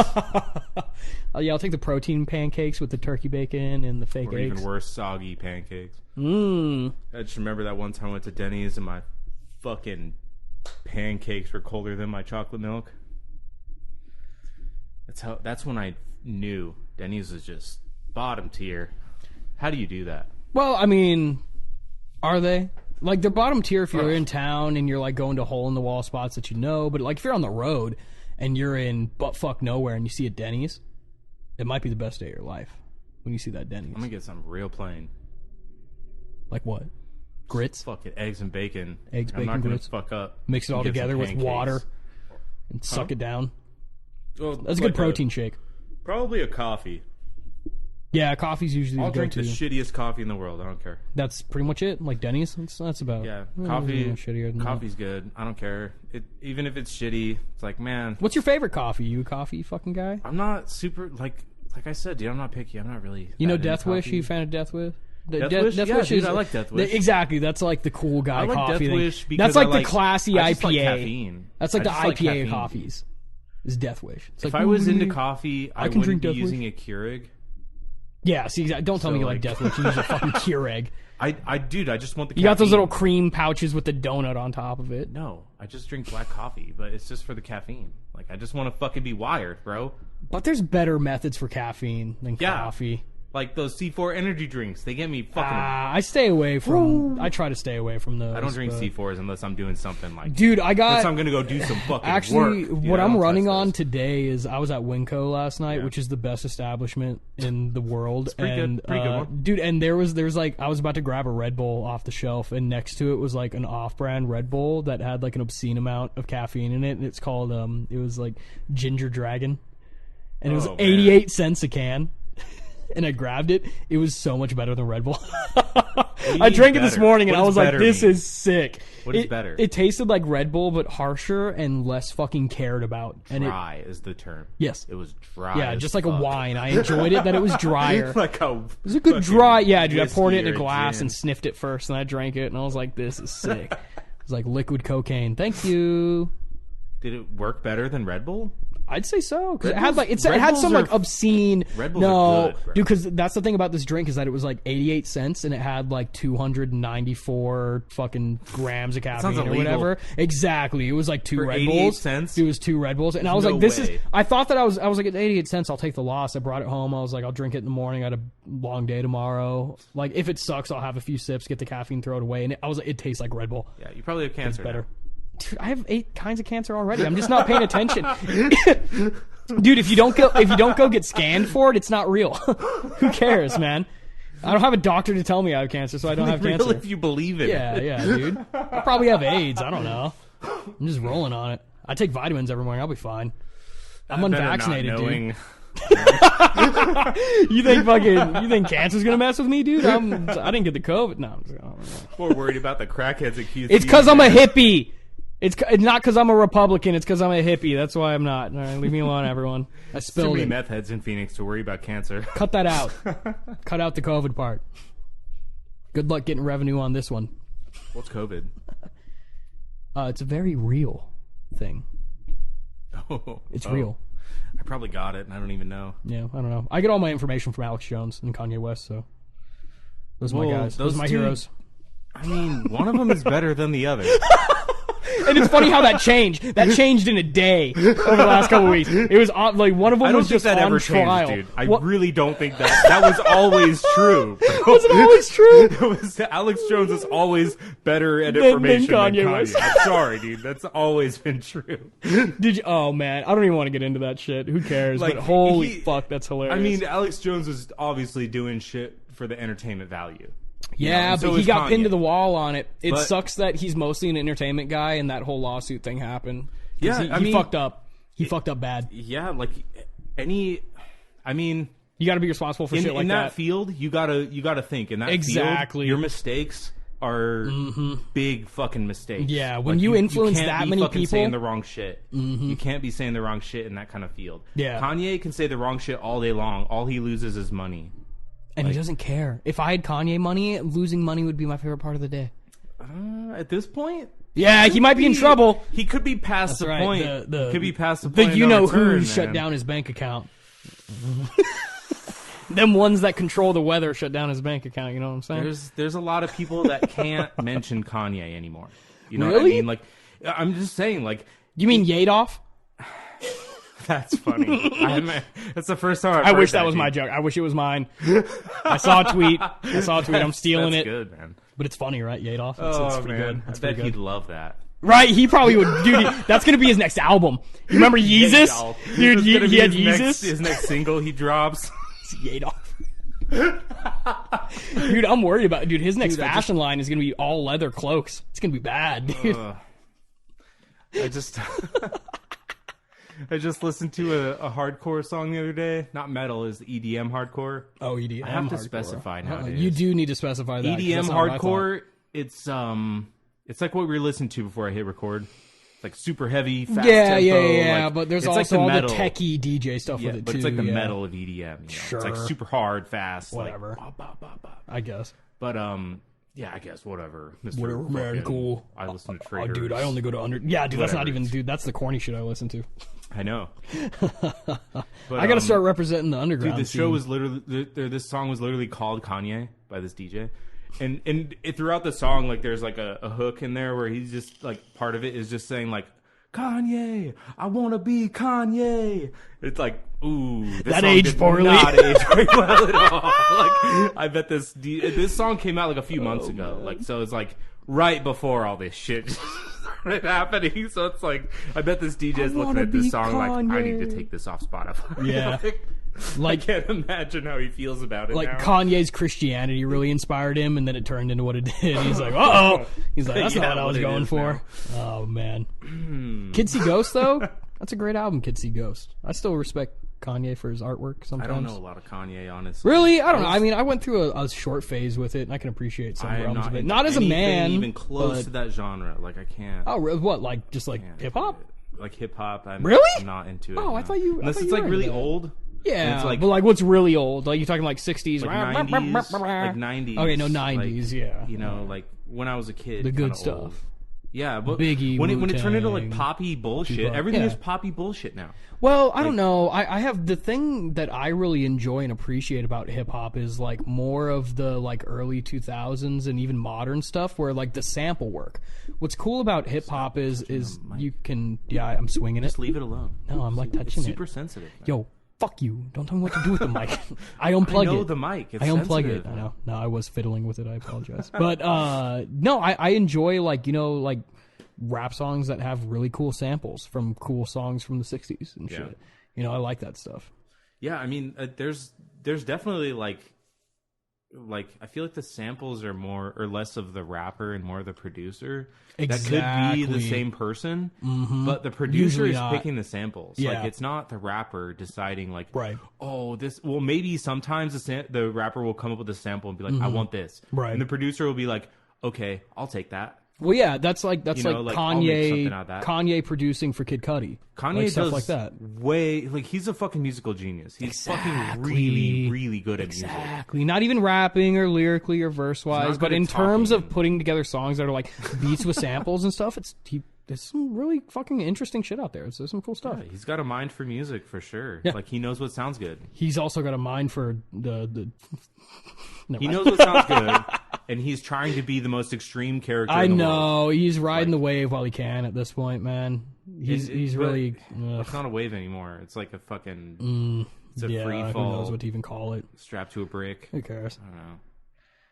man? If I could have that level of bad publicity one day, that means I made it. I mean, that's good. I'll take that level of bad publicity one day. I mean, if you have millions of dollars, it's no big deal. Exactly. Who cares? If he lived on my budget, he'd live for 400 yeah, years. yeah. Exactly, Like, man. it'd be Exactly. no problem. But he doesn't live in an apartment. Yeah, you know like, how many in fucking guys- North Phoenix. You know how many Like, guys with like no money and trailers on Reddit say the exact same things as Kanye, Yeah. but just don't get any. You know, like they're just not connected to the internet. They're like, I knew it. I fucking knew it. Yeah, I knew he was one of the good ones or whatever. Like, get out of here, This guy's on to something. man. He's from West Virginia, right? I knew I wasn't the only one. Through the wire, a whole new bad, meaning. Through the wire fence. Yeah. All right, hold on a sec. I gotta pee, unfortunately. All right.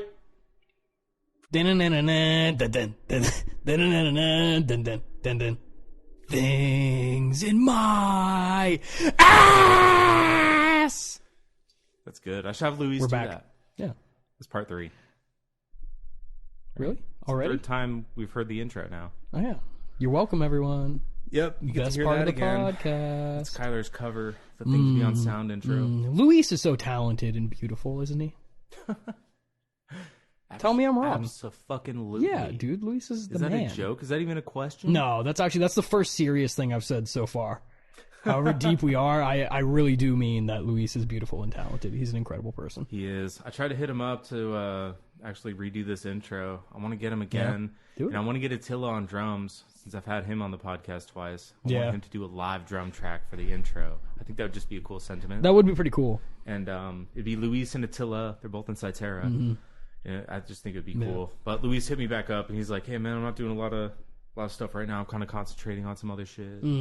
I thought he had some stuff going on. Maybe his masseuse business is getting better. I don't know. I haven't talked to them in a while. Yeah, I stay out of the personal quarters. I'm always there for the friends. Who cares? Yeah, Louise, the lead singer of Cytera, is Whoa, actually a masseuse. Cytera, best band. It's a fucking masseuse. Would you believe it? Yeah, I'd let him rub me. He's really good with his hands. Dude, he's strong. That dude can pop me. Yeah, man. He can pop me up. He's got the weight. He can fucking... Dude, he's a powerhouse. He's a powerhouse. He should be a chiropractor. He should be. That's what he is for me. He's not a masseuse. If he was a masseuse for me, he'd just be my chiropractor. I'd be accidental chiropractor. It's like unintentional chiropractor. Good. No, I actually, speaking of Attila, I was planning today on being like, speaking of world records, also, I'm the first returning guest. But I'm not. Attila technically is the first returning guest. But he did the first one, so does that count? Yeah, I was going to say. Maybe me. He is the first returning guest. But he did the first one. Does the pilot episode count? Yeah, man. I guess. He's episode 1 Fine. and episode All right. 15. I'm the second returning guest. Well, you are. I know, that's still pretty cool, right? Yay! That's something. I'm sure you'll return a whole bunch of times. Yeah, dude, let's do this more often next year. I want to do more stuff. I kind of want to do my own. I'm going to be your competitor next year, so you better start taking it serious. Yeah. You mean teammate? No. Teammate. No. I'll call it teammate. You call it competitor. No. Yeah, that's weird. Keep the joke alive. Do your thing. Yeah. Actually, that is a good idea. Like, we're on the same team. Exactly. Yeah, and you're going to be like, no, fuck you. And Yeah. Dude, we're on the same team. It'll be like the Dakota beef, but our podcast. Yeah, that might work for us. Dude, trust me, we're all on the press same team. is good press. Press is press, man. It'll just be some stupid joke nobody understands. Dude, that's half my life. The funniest jokes in my life are the ones that no one thinks are funny. What's wrong with these podcasters? They keep mentioning each other. One of them seems like he hates one. I hate that guy. The other guy's like his friend. Dude, I love him. I don't get it. Dude, me and Dakota's relationship incarnate, man. That's me and that guy. People don't even know what to think about him and I. I'm going to have a lot of weird relationships because of this podcast. Yeah. Well, the thing about me and Dakota is we have the exact same testicles. So I think that's why we have this like universal challenge. I can't see it, man. Well, that's what's sick is like he's a bigger dude than me, so that's a win for me. If you ask me, because same sack on a smaller guy, you do the math. Yeah. What if he weighed as much as you though? Right then, would his sack look big? Yeah, it would look like more like mine, even though like side by side, they're the same. Like the same symmetry and everything. Yeah, we hang left. They're wild similar. Me and Dakota are close, man. We've been camping together a few times. Is that where you? It took a few times. Yeah, it took it was like probably the third time that we saw each other's genitals where we were like, man, those are fucking really similar. I hope it's when you were like, rocking a piss or something. Yeah, we weren't like jerking each other off. Okay, no. That's the only time I could like. Yeah, we were just having peas or like that you would even like see that happen. Or probably like, when you're like taking a piss and you like look over like, oh shit, dude, those nuts look just like exactly. mine. Yeah. We had that experience enough times where it kind of stuck. Yeah, and even but I mean, yeah, with him, like him and I are so close. Like the first time he was on mushrooms ever at my house, I like was like pulling my junk out on top of him. You gotta stop fucking with the mic. Why? I'm trying to wiggle the XLR cable until it cuts out. It might work. No, exactly. Now you see the evil behind my actions. All right, I'll leave it alone. I'll leave it right here. I'll lean back a little more. You need a fidget spinner? Yeah, do you have one? Dude, I'm autistic. I'm a grown ass man. Please give me autistic toy. I'm gonna start playing with the bottle into the mic and stuff. Oh yeah, it has to make noise. Exactly. If it doesn't make noise, I can't. I'm not stimulated enough. Can you turn a strobe light on for me? That'll make me focus as if you turn a strobe light on. When's the last time you guys went camping then? Oh man, dude, when I fucked my foot up. I can't believe we haven't even talked about that. Dude, This year, I'm trying to block out talking about all the bad shit for me this year. You fucking... Because that changed my life. Right? All right, yeah, it was a whole thing where it was like just a... Tell me from your perspective, because I know other people have talked about this. I mean, so from my perspective, it was pretty crazy. It was like It was Dakota's bachelor camping. No. That was well over a year ago. Okay, so what was this camping trip about? This was just... event, right? I believe it was technically Alex Nunez's birthday, who's the guitarist for Amaya now. But yeah, it was just a kind of a small group of us that went camping for the weekend. I kind of did it imprognito. It's like right in the imprognito. I'm just making up words now. Damn, dude, I'm kind of drunk. That's funny. But yeah, there was it was just like a turn of events of just like my luck, because we all went camping and we were going to get fucking trashed, of course. So we brought a bunch of different liquor, and I picked out the only 6-pack of glass bottles, and one of those got broken at one point on the trip. And me and Dakota are getting pretty drunk later in the night, and I'm like, dude, I'm always like the responsible guy. Like, this is like when I'm supposed to let loose this weekend. Like, let's just get crazy and drunk. And me and Dakota were like planning on fucking with each other and scrapping and acting like fools. And just through him and I there was one bottle that got broken in one little spot on the camp, and him and I were like fucking around and wrestling, and one of my shoes popped off, and I stood up, and in the couple minutes that I had my shoe off, I took a couple right steps right into the glass. Oh no. Yeah, and it was like pretty gnarly, to be completely honest with you. You just fucking let out a scream like, I didn't handle it. So for me, it was like, I've had a lot of like traumatic injuries and fucked up shit in my life, so it wasn't like, it's not like I went into shock or like freaked out or anything, but it was mostly when it happened, and then I sat down and started analyzing like what I needed to do to solve it, where I realized how much it was going to fuck up my life. Because for me, I work for myself completely, like independently as a contractor. I was in the middle. I was in the middle of a really big house that I was doing this year, where I was doing all the flooring and baseboard for it, and a staircase and yada yada paint. And that's when I started losing my shit a little bit. Is when I was like, oh, this is about to fuck up my life. Like, I don't have health insurance. This is a foot injury that I just got in the middle of the woods. I'm probably going to lose my leg or something. And I don't know. I just kind of, like, to be completely honest and a little, like, negative about it for a second, I was like once I was back in town, because like that night we just like camped out. Everyone was fucked up. What were we going to do? Driving to town? We were in like buttfuck nowhere pace and camping. And I was just like, fuck it. Like, we just wrapped my foot up. Yeah. Payson's not that far. It's not that far, but the thing, too, was, like, I was, like, stressing my brains out. I didn't even want to go to the hospital. I wanted to go home and, you're drunk probably, too, huh? I was. So you're wasted, like, oh, my God. I was until I'll be honest, an injury like that fucking sobered me up pretty quick. Yeah. It really sucked. Because, like, it was gnarly, dude. I stepped on all this glass, had to pull, like, I stepped on it, immediately looked at my foot. There's a big chunk hanging out. No. Because that's the problem, right? Is like, and then so I'm a dumbass. So it got shredded. No, it was one big wound, but the issue was I was hard-headed about it, and like I went home after the trip to check it out, and I was like debating. I was like, all right, do I need to go to the hospital? What do I need to do? And I decided to just like tough it out and do like psychotic like surgeries on myself. What is that? In the bottom of my foot, just like sitting, just like digging into my foot with tweezers into this wound on the bottom of my foot, trying to dig glass. Yeah, I did. And I pulled like 2 pieces of glass out. Oh, shit. And I thought I got it all. And I was like, cool, I'm done. I was like, I'm gonna, butterfly suture it and glue it and just be off my foot and lose work and fucking struggle for a while, but at least I don't have to pay any dumb bills. And then a few months went by of me healing and thinking it was okay, and then it started to get a little bit of irritation. And it was another pretty fucking serious piece of glass making its way out of my foot after it healed.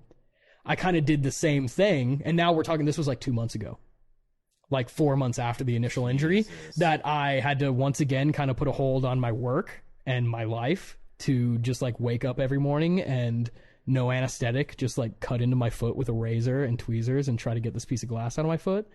And it got so bad and agonizing and depressive where I finally did go into urgent care and just got it all fucking got numbed up and got dug into and ripped out. Shit, dude, it was, well, what's crazy is like, so I did all these extensive like at home fucking surgeries on myself trying to make this thing better.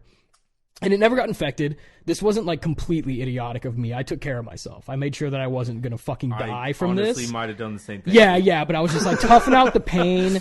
I was toughing out. There was a few times where after like the first time I pulled the one piece of glass out of my foot, I was like, holy shit, I'm Rambo. I was like, this is crazy. I just did that. But like, once I went in, this piece of glass, this last piece of glass that made its way out of my foot, I was just digging at for a couple days and losing my mind over. And I finally went in, and I went into this urgent care. I chose the right one. It was like a really fucking nice, smart, like hard-headed lady that just didn't have time for bullshit or treat me like a fucking kid. She was just like, oh yeah, you fucked up. Let me see that. He's like, let's get this figured out and taken care of quick. And when I got injected with the numbing stuff, the whatever cane, the pressure from getting injected into my wound shot out the last piece of glass. Like they didn't even have to dig it out or anything crazy or pull it out. Yeah. Okay. Well, she injected me with the stuff, and there was a bunch of pressure built up under it, and then she like touched it with the tweezers just a little bit and it popped out. And then once I was numbed up, dude, it was so nuts watching her dig into my foot. She's like, well, now that you're numbed up, motherfucker, she just went in there and went ham on it and fucking yanked it out. And she was like, I didn't hear any clinks in there. I think you're good to go. And yeah, now I'm actually legitimately healed. Didn't hear any clinks? Mm-hmm. That's literally, like, yeah. Dude, literally, she was trying to feel any glass in my foot. She was like imagine like you're boring out a hole with a drill. Oh my god! Imagine boring out a hole with a drill, but you have tweezers and you're in a wound in the bottom of my foot. Screw behind drywall, like trying to exactly, just is there like a stud back here. Yeah, but the underside of my foot, which I've realized is a very sensitive place on the body. Dude, I've had my head split open. I've had my wrist split open, but the bottom of the foot was a game changer. It kind of reminds me of when I was in fucking boot camp. Mm-hmm. Fucking boot camp story. Ooh. Whoa. Yeah, but it was like dental. America. This is when I was in dental. So it was like early on in boot camp. They're like, hey, your wisdom teeth are coming in. Like most recruits. Ruh-roh. So, like, you're going to stand in line and get your wisdom teeth pulled out. All 4 of them at once. Like, in one day, one sitting. Probably like 10 minutes. I was like, oh, great. Lovely. So I sat in line for like fucking about 8 hours. Mm-hmm. I was at this dental facility sitting in a chair. Mm-hmm. It was like maddening. So maddening. Just boring as fuck. I had my like recruit handbook, which just had like the basic Navy military knowledge, like just basic ass bullshit, a whole book of it. Mm-hmm. So that's all I had in front of me to read. It's like, wow, I've read this 400 times already. It's like, great. So I'm just waiting to get my teeth yanked out of my head. And then, like, I go in, and it was like this male dentist and a female assistant, and they were having a conversation that had nothing to do with me about sports or something. I don't fucking know. I don't remember. Sports. I don't know. But they were just talking about something, and they were literally, like, laughing back and forth, and, like, They were like, hey, I'm going to give you like 6 or 7 shots and it's probably going to hurt. Like, okay, that's fine. And they jabbed a needle in. I felt it hit my jawbone. Like, oh. Like, yeah. Like tears just started coming out of my eyes. Yup. And they did it like 6 more times. Like ding, ding, ding, ding. Like fast. And I was like, yup. Like tears were coming out, you know. They're just like, are you okay? And I was just nodded.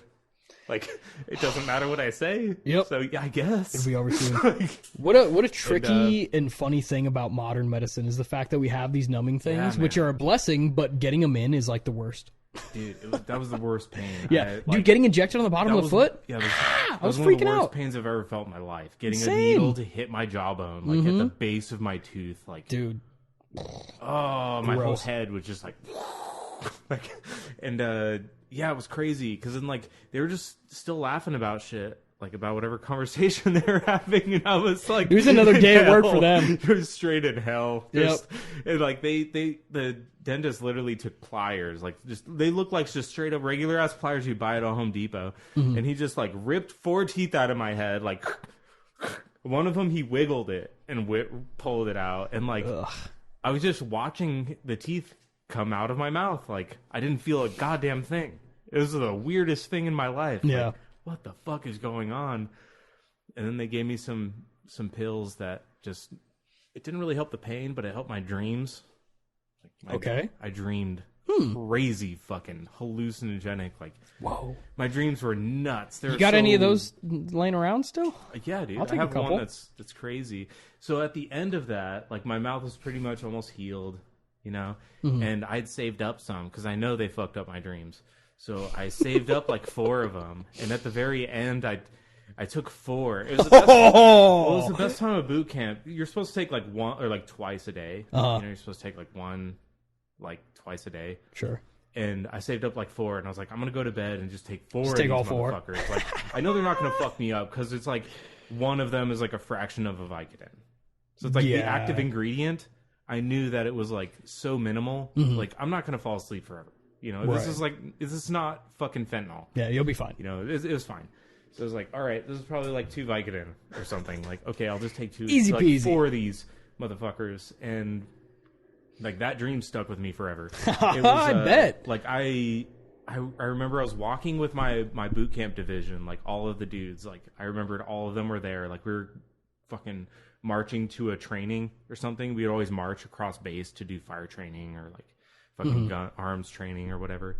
And so it was all of us there, but we were in like our white shirt, like a white shirt you'd wear in your dress uniform, like just a regular white tee, and like our underwear.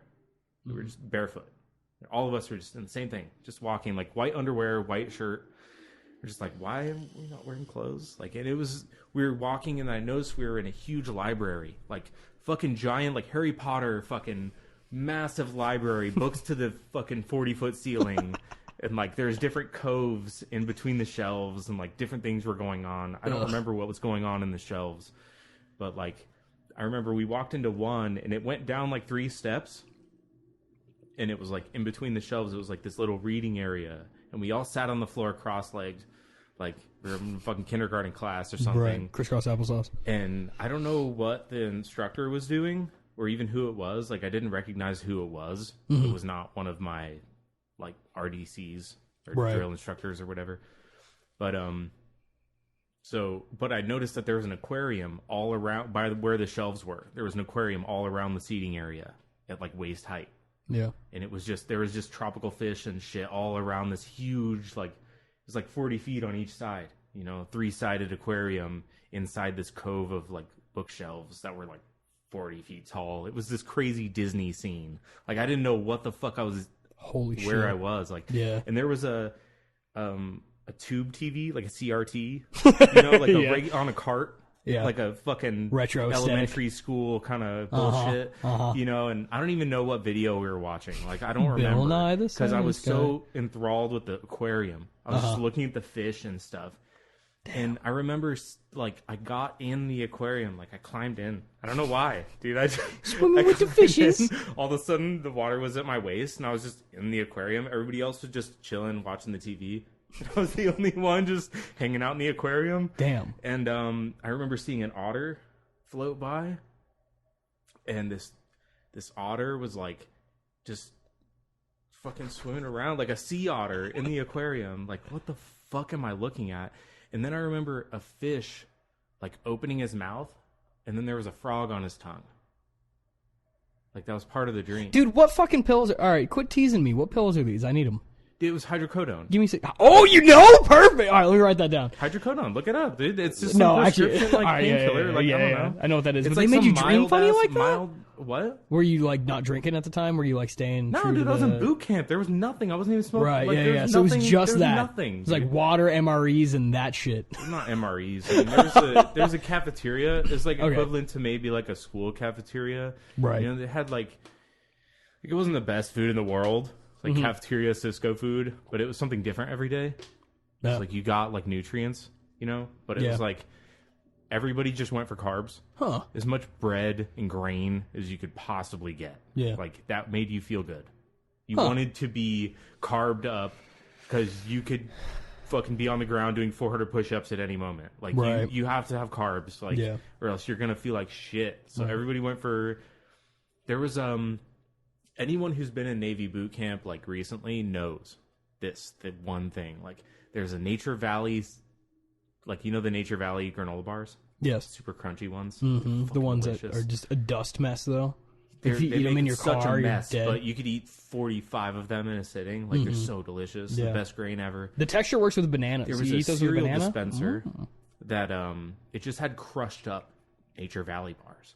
So, like, wherever they shipped them from, all the scrap that didn't get turned into a whole bar, they just turned it into cereal and shipped it to the boot camp. Right, what they swept off the floor at the end of the day? Yeah, pretty much, dude. But goddamn, that's the best thing in the cafeteria. I bet, dude. That's a power meal. I knew this dude. He would literally almost every meal, he would just get 3 bowls of that. Like, That checks out. They would have it for breakfast and lunch, not for dinner. Yeah. But for breakfast and lunch, he would get 3 bowls of that, and that's pretty much all he would get. Dude, the best shape of my life. God, like when I had he was not. That was not a good plan. When I was in the best shape of my life, I was running on vitamins and granola, and occasionally like a protein with some greens. That's it. Yeah. Dude, I gained weight in boot camp. Yeah. Oh wait, hey, look, it's IPA time for me. Nice, all day IPA. Time for beer. That might have clipped. Did that clip? I don't know. Fun fact: you guys might not think so, but Spencer actually does care heavily about the audio quality on this podcast. Dude, it's only gotten better. It's only gotten better. You're welcome. If you listen to the shitty audio from some of the episodes sound really fucking bad, dude. I've scrapped one before, too. I would say, actually, we shouldn't even talk about this, actually, to waste time on the podcast, but I would say my biggest quarrel, not even when the sound quality is bad with a couple episodes you've done, but you need to, like, upload them louder, because I would rather have something be uploaded at something that I could turn down a little bit and still hear. There's been a few episodes where I have it, like, turned up all the way in my car, and I struggle to hear words. Which, like, recent ones? I see. I couldn't name you an exact one or anything, and it hasn't been too common. But I would say if there's a way for you to put them louder afterwards and talk with me about it, and we'll go over some technical shit. Yeah. But I'll because it might have to do with how I'm processing it afterwards in post. Right. Exactly. So, that would be my guess. So I gotta look at that later. I want to know exactly which episodes you're talking about because we'll look at them. If you show me an episode, I might have an exact answer as to why it was. Why it was, and with it's I've said it before on the podcast. Even like every episode has been different. Like I've had 23 episodes and 23 different problems. Yeah, I've noticed. So it's like every time it's a different story, and I'm just feeling better and better about each one. Like you were here for this setup. Like I wasn't set up before you got here. But and this is this went up super smooth. Like this has been the smoothest one. Like by far, this has been the smoother than when we recorded in the fucking movie theater here. Oh, is that where you recorded last? In the first one, and that was that had its own group of problems. Well, I don't. Even though the room was cool, they kicked me out when I recorded with Nate. Perfect. So I don't record there anymore. Yeah, I hate this apartment complex now. Yeah. Fuck them. Fuck them. That's that's kind of how apartment complexes go. Is if you don't hate it by 2 years, that's weird. Yeah, or even 1 year. I only spent 1 year in an apartment complex, and I despised it. The management was really good for like the first 6 months. Did they change management? They changed. The owner didn't change. Like it's been Mark Taylor. So Mark Taylor, but it doesn't matter. Management is what actually affects you. Mark Taylor's nice as far as like visual appeal. They'll do everything to make it look nice, and then like the actual manager of the apartment, I don't know what the title is, but the person who was running like the facilities and everything, like it was all really nice, but for some reason like it changed. It was some lady, and then it like changed to some other lady, and it just went like they stopped caring. They stopped talking back. They stopped giving feedback, and it was like everything just started going downhill, man. I don't know. Story of the Earth. It's kind of weird. Yeah, everything sucks. Well, it's just like you get into a good spot, you get into a good apartment, and it's all working well, and then the management changes, and things stop working so well. And it's just kind of like well, fuck. Like, I can't do anything about it. Yeah. Because they check credit scores to get into anywhere. Now that we're talking about like apartments and credit and really important life stuff, fuck all that. I mean, are you familiar with the fart and poop chat? Yeah, I'm familiar with it. Yeah, have you heard of? I'm gonna name drop it. Ready? This is huge. Not my cup of tea. This is way bigger than anything I could have talked about. Than the Asking Alexandria stuff, than the project I'm working on. Okay. Shardy Party. You know it's called Shardy Party? I know about it. I'm a founding member. I know. I know most of the founding members. Can I play a fart on chat? Yeah. Or from the chat into this. Perfect. Because Shardy Party's great. Yeah, I'm gonna blow it up because I think I think it's like for the first couple years now with Shardy Party, it's been like a secret society. That was kind of part of the fun. I think it's time. Secret in quotes. I think it's time for us to go global. You guys were never trying to keep it secret. This is the most supportive. You guys were just never advertising it. Nothing. This is literally this right here is the sound of love.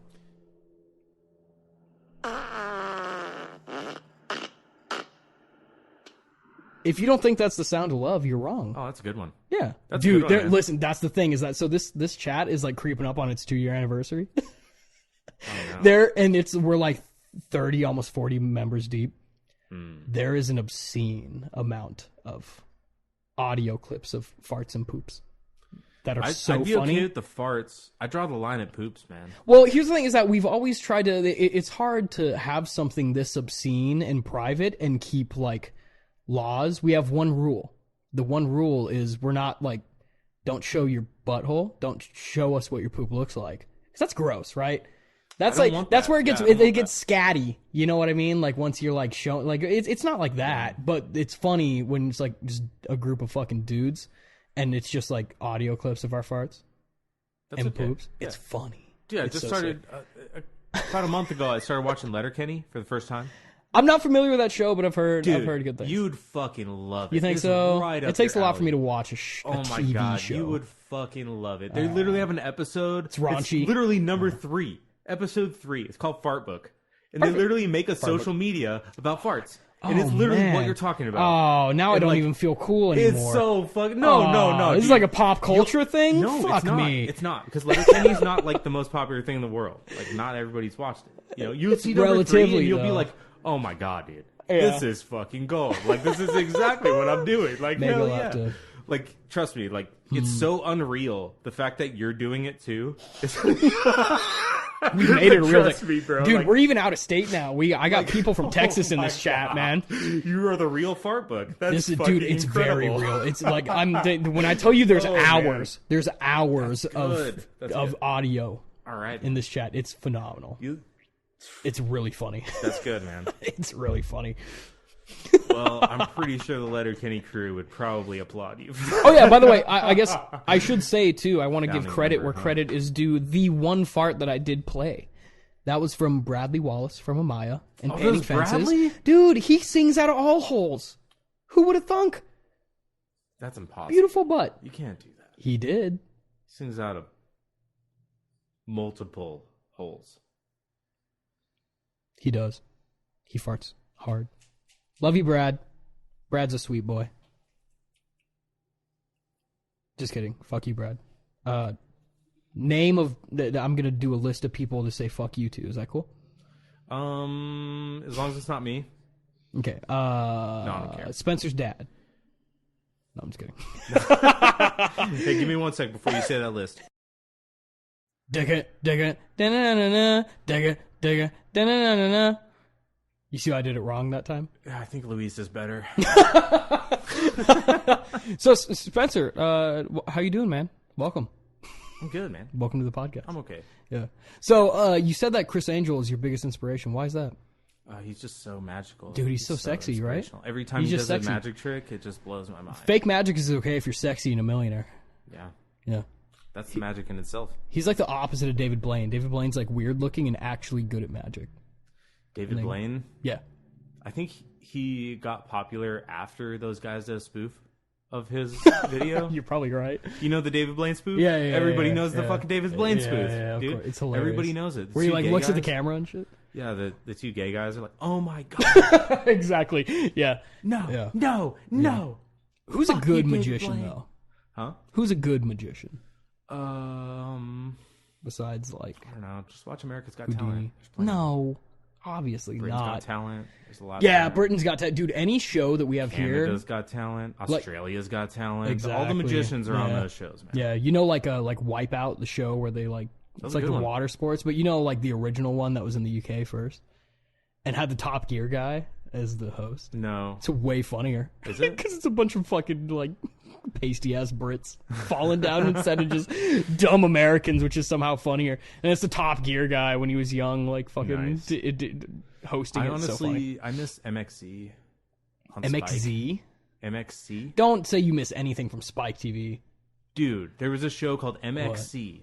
Yeah. And it was like a Japanese game show that they had taken clips from and literally dubbed their own voices onto it. And it was incredible. I don't know how the fuck they got away with it. Spike TV is a trust me, like if you could find any sort of streaming website like Couch Tuner or whatever. Like, man, no, Couch Tuner. They still have a proxy somewhere. Okay, it still exists. Yeah, but you can go on there and watch MXC, and holy shit, dude, that shit is so funny. It's timeless, dude. What do you? What's your favorite show? That TV show that came out of Spike TV between like 1,000 Ways to Die, Mansers, either MXC or The Man Show. Deadliest Warrior. Probably MXC. You know Deadliest Warrior? It is MXC.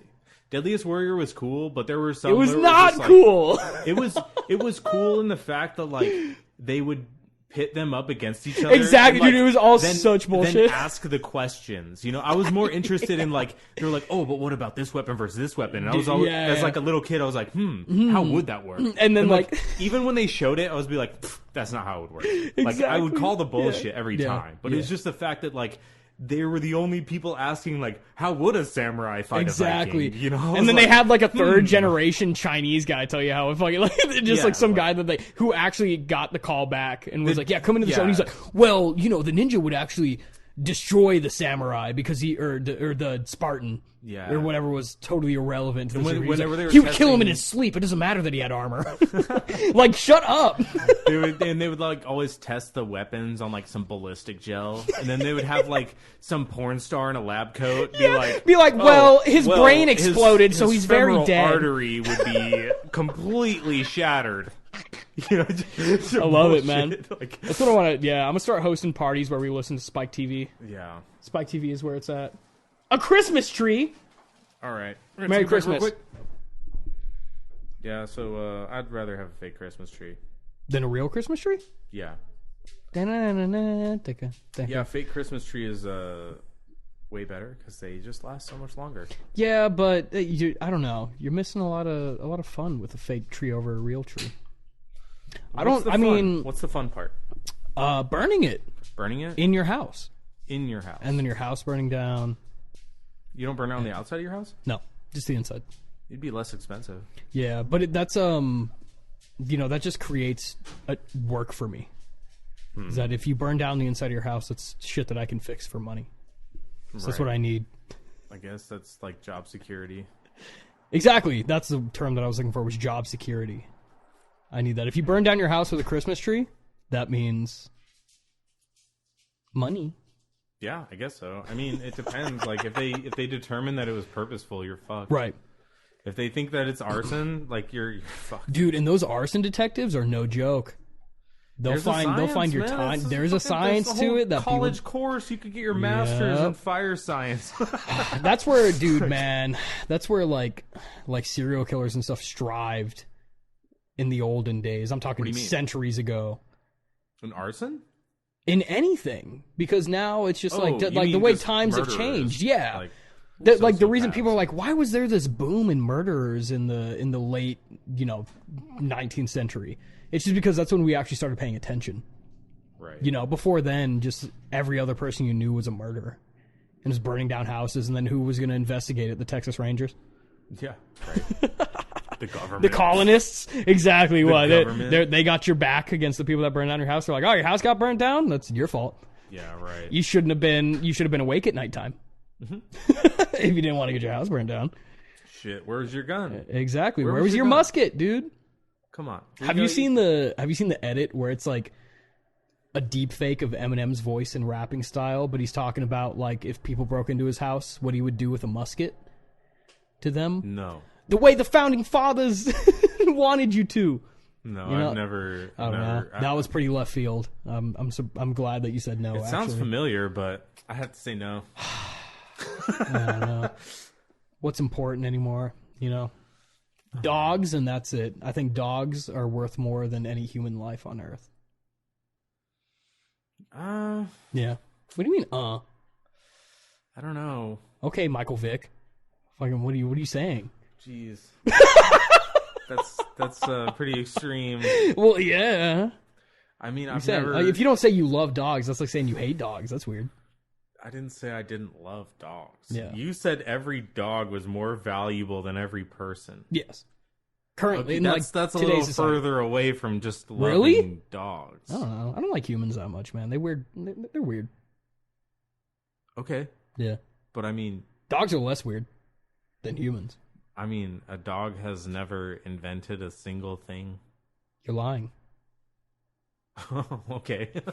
Good luck backing that up. What is this? What are we going full circle to now? The poodle? There is no circle. Is that what we're talking about? You just hit the dead end, bro. Yo, hey, man.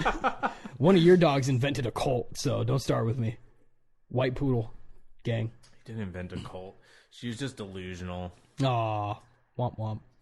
She was sheltered. Yeah, I miss my dog. That was a sad part of my year. Yeah. Is getting rid of my puppy Lotus. She was an old girl though. That's how life goes. Love that dog though. Shout out to Lotus. Yeah, I saw that. Sad. Every dog has their day. Yeah, that's all it boils down to. It was tough, but yeah, that's my whole life. It's tough shit. So what are you gonna do? Can't just wallow and weep.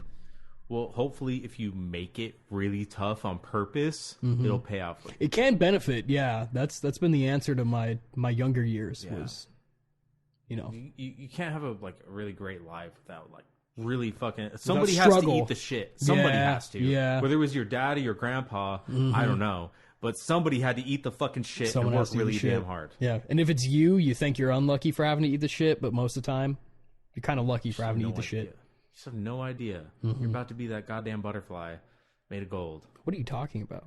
You're going A butterfly to made of gold? flourish through all of the shit you've eaten. What? You're going to become the wealthy god you're supposed to be. What are you talking? Dude, you're crazy. What do you mean? You are off the rails right now, Spencer. What are you talking about? What are you saying? I thought we were talking about a legacy. Dude, I thought you were speaking Chinese to me for a second. I can't hear a word you're saying. I can't speak Chinese. What's happening? I haven't gone that far yet. No, I'm fine. I'm chilling. Maybe when I've got millions of viewers, I might learn Chinese. Might be helpful. You think you're going to get millions of viewers? Do I have to answer that? What a dick. Oh, man. I'm getting a little chaotic on you. I'm sorry. Millions? Millions? That would suck. Maybe if I did something really bad. Really, really bad. Hey, man. All press is good press. Press is press. Yeah, I need to do something Donald Trump bad. No. Maybe do something like Donald Trump funny. Don't do something Donald Trump bad, though. That hasn't been his strong those suit. two are so close together. Donald Trump bad and Donald Trump funny? Oh, yeah. It's the same. Yeah, it's still the same motherfucker. Bro. It's still the same fucking dude. It's still the same Diet Coke McDonald's. Why people call him bad is why I call him funny. Funny, exactly. Right. Well, that's enough of that. It's going to be huge. Yeah. I don't vote. Don't worry. Don't worry about my opinions. I don't vote. I don't pay taxes. My opinions don't matter. I don't pay taxes. I don't vote. I don't live on the grid. Exactly. What do those people say? That those psychos that get pulled over and are like, "I'm a sovereign citizen of the land." Do those people only exist in Oregon? Oregon and Washington at this point, dude. Sucks. I still want to go retire onto the beach in Oregon, man. Why Just the Oregon? Beach, though. No, because you're thinking of Portland and shit, and Eugene and those whack-ass towns. No, Oregon, but where why? there's Why all Oregon? these cycles? Like, because I'm asking literally, why? Because of the coast. You think the coast in Oregon is Dude, the Pacific best? Northwest is the best place on But Earth. why? Like, I'm asking. I don't know. I've never been there. I don't know. Rockaway Beach. You go to the north coast of Oregon. It's way better than Portland, Seattle, all of California. It's like that nice little spot where you can just go take a few joints onto the beach Better and than fuck off. California. There's a lot of places in California that are really fucking good. Exactly, dude. Well, that's the spectrum on everything now. Even look at Texas. Texas is going to be the new California. No, I mean there's a reason the billionaires live in California. Some of them. A lot of them have their own islands. California is probably the prime real estate on Earth. Yeah, bro. on abducting fucking children and sucks. And lying. It sucks that it draws all the super wealthy because it's the best place on Earth. It really fucking blows. I wish it didn't suck so bad. Yep. And then the real ones bounced out. That was a turn of the thing. Geography and natural beauty, California. Holy fucking shit. It's phenomenal. Oregon's even better. The further north you go, it gets a little colder, it gets a little foggier.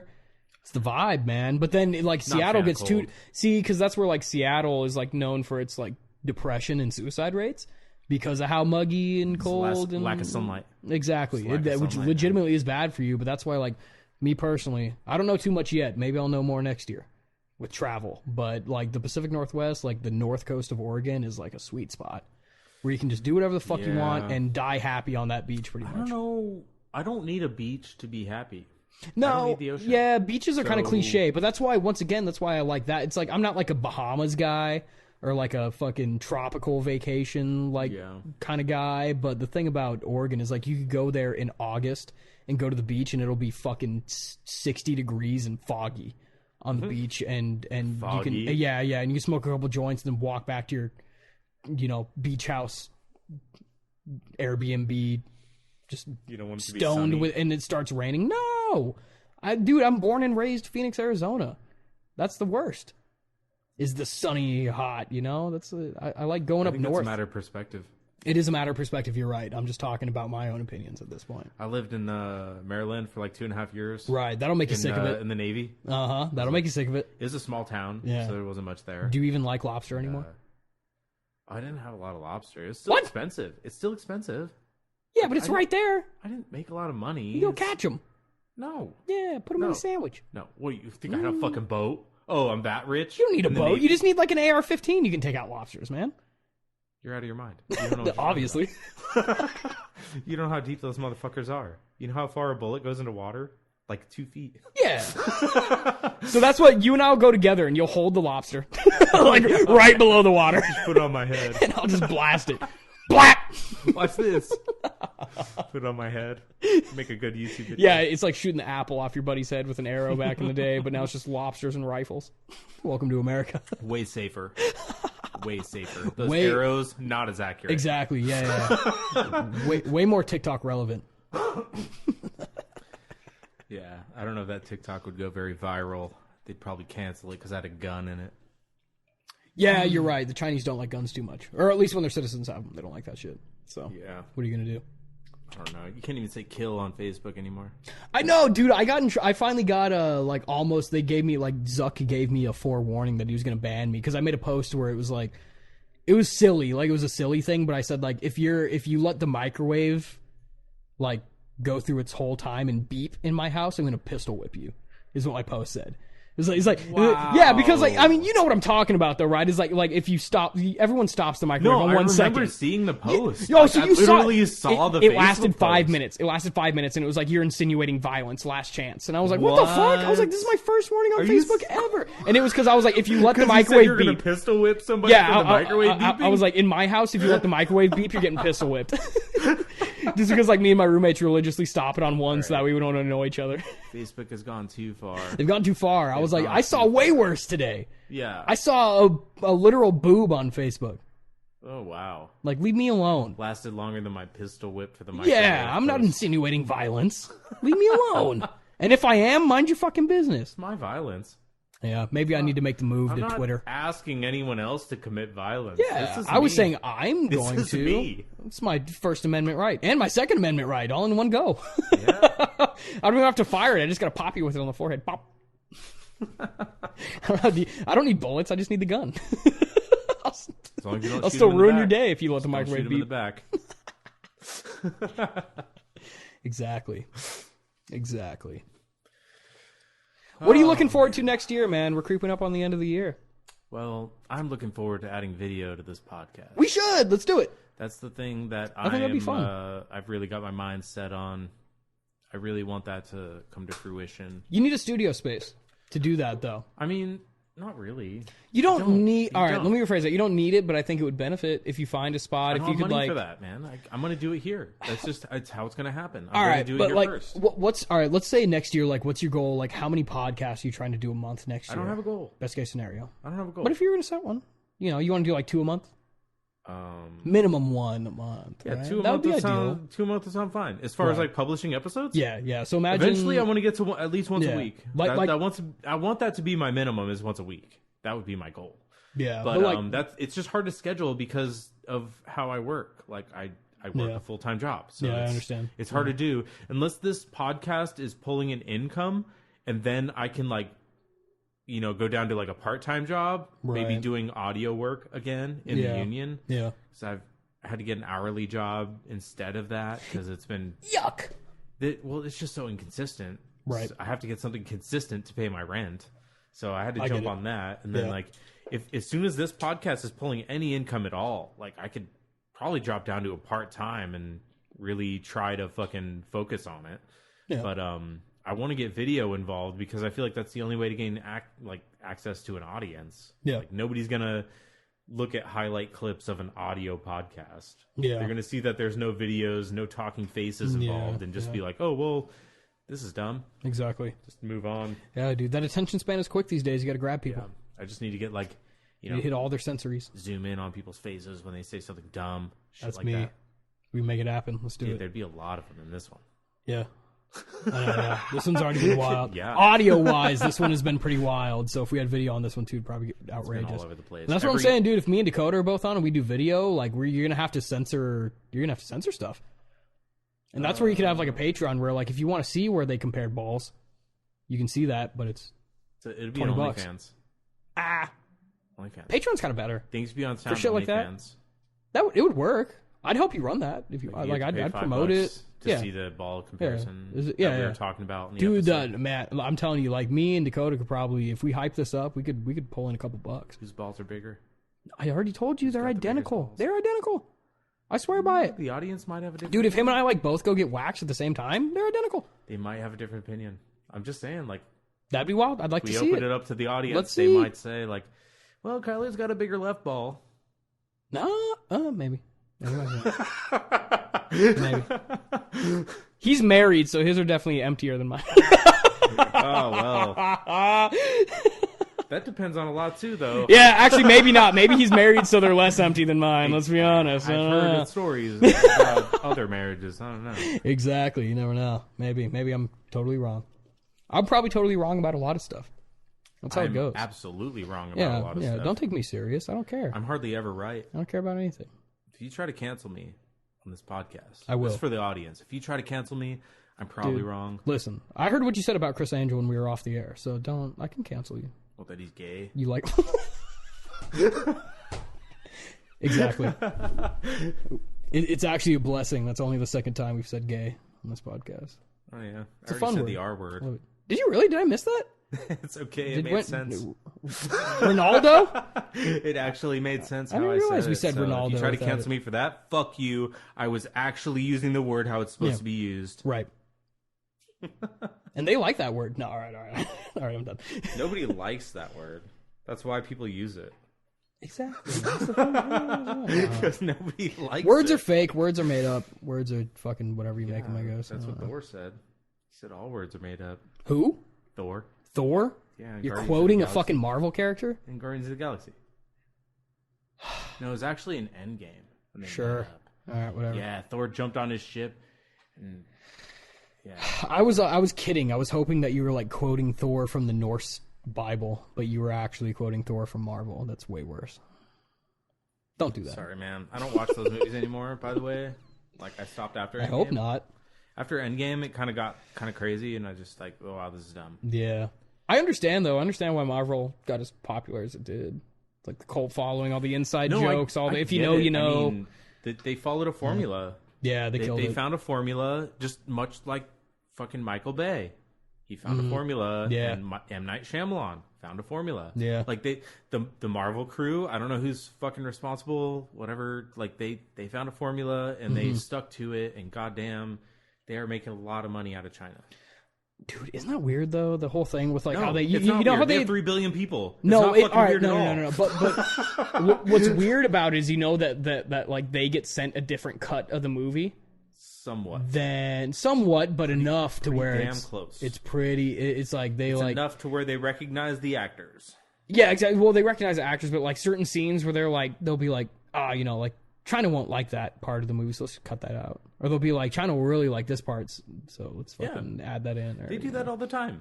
It's money, I get it. Yeah, it's just like, like the clips of John Cena. It's not about money, though. That's the thing. Like, it's not about money at that point. Yeah. It's about how the Chinese government looks. That's what's weird about it. Like, that's why we don't get it. Yeah. It's because we only see so much, though. We don't want that part in the movie. Yeah. And Hollywood is like, okay, you got it. We only see so much, though. Like, the whole thing about like John Cena when he like made his apology to China in like perfect Mandarin just because he's paid. Listen, you're gonna do this in Chinese, or you're never making a movie. Exactly, dude. I would, dude. If I was like making John Cena money, and they told me that, they're like, "Hey, your money's gone if you don't make an apology in Chinese." I'll be like, "I'm going to China for a year. I'll live there." Dude, come on. No, the thing is, like, he already knew Mandarin.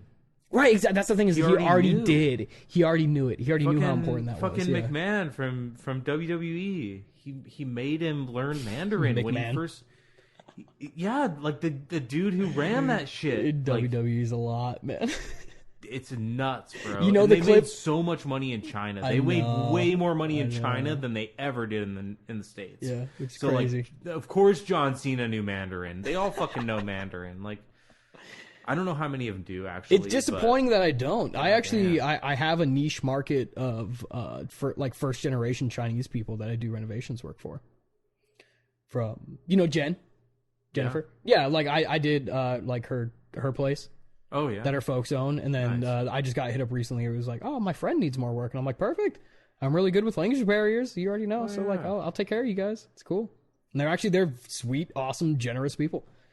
They're very nice, but I understand their worry with it's like it's a lot for them to just call a random contractor to get shit done. Exactly. Yeah. Taking a risk, like you don't know what you're getting into. Dude, that's where word of mouth is what fucking fuels my life. Like just people knowing that I'm cool, even people that can barely speak the same language I do. All right, well, let that be known. Anybody still listening to this fucking 3-hour podcast?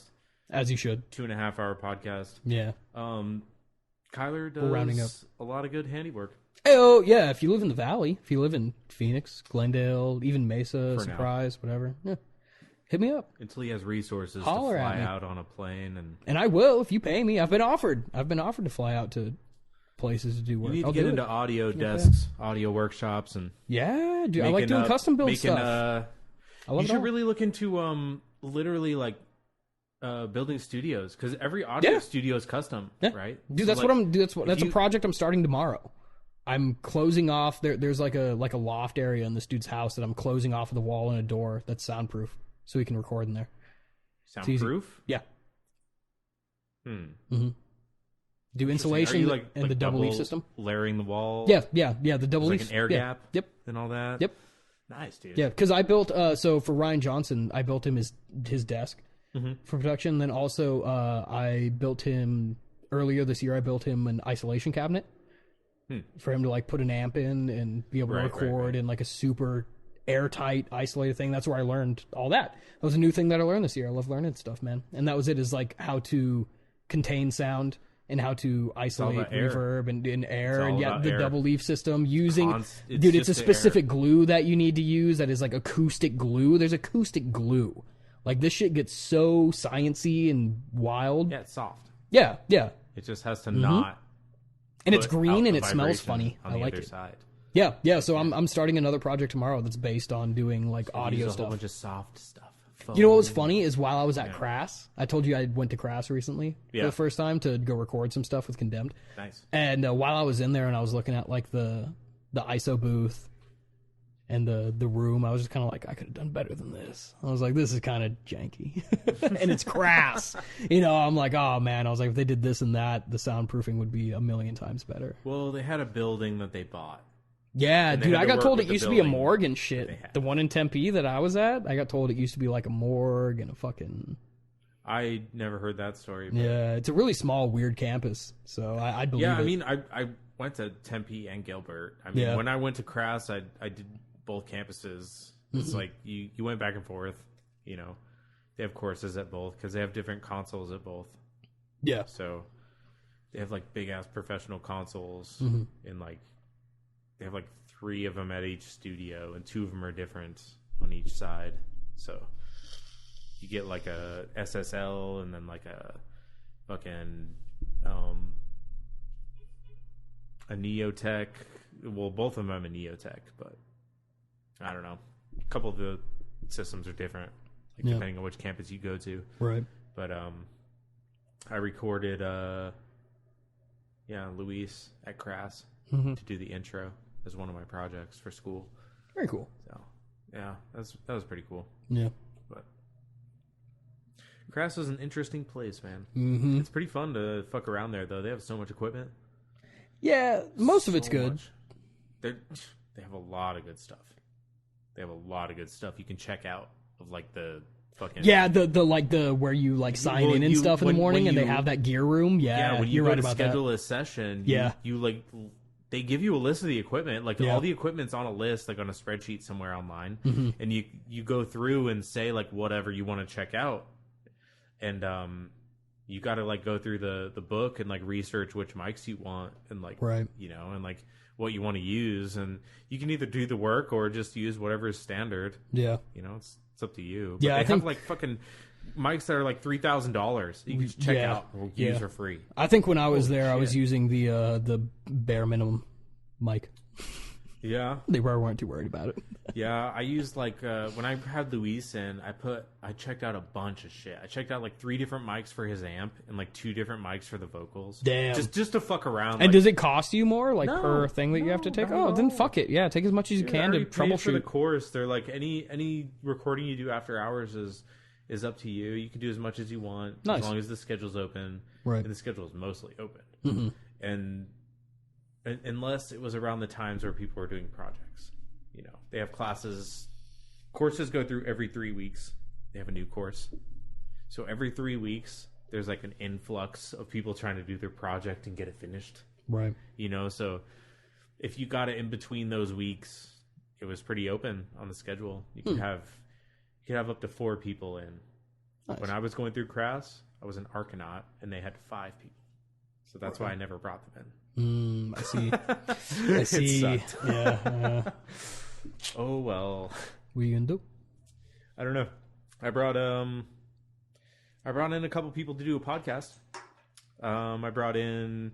Oh, at Crass, you recorded there? Yeah, I recorded a couple podcasts at Crass. It was cool. Like in the actual like sound booth, or in. It was in the big open area room, like the more open room, the full band, like the kit probably room. where you recorded. Yeah. Well, that's usually those rooms are set up where there's a big room if you want to like set up if you want to record a whole band of the kit, and then there's the vocal booth, which those are pretty big. It was just in the big room, and I just plugged right into the wall, and I had one of the students help me out.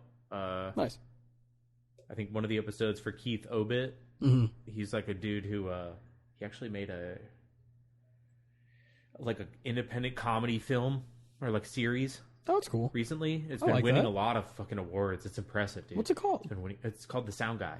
It's literally about. Oh, you told me about this. Yeah, it's about a guy doing. It's like the premise is a guy doing sound for local venues for the metal scene in Phoenix. Like it's literally what we do. Like yeah. So that's like, I want to check this out. Yeah, man. it's fucking hilarious, and like I can't wait until it actually releases. Yeah. But he brought it to a lot of film festivals, and it's been winning awards everywhere. Like that's awesome. Best independent series on every single thing he's been entering. Some of the funniest characters in my life that I've met are sound guys out here. See it, man. I want to have Keith back on the podcast.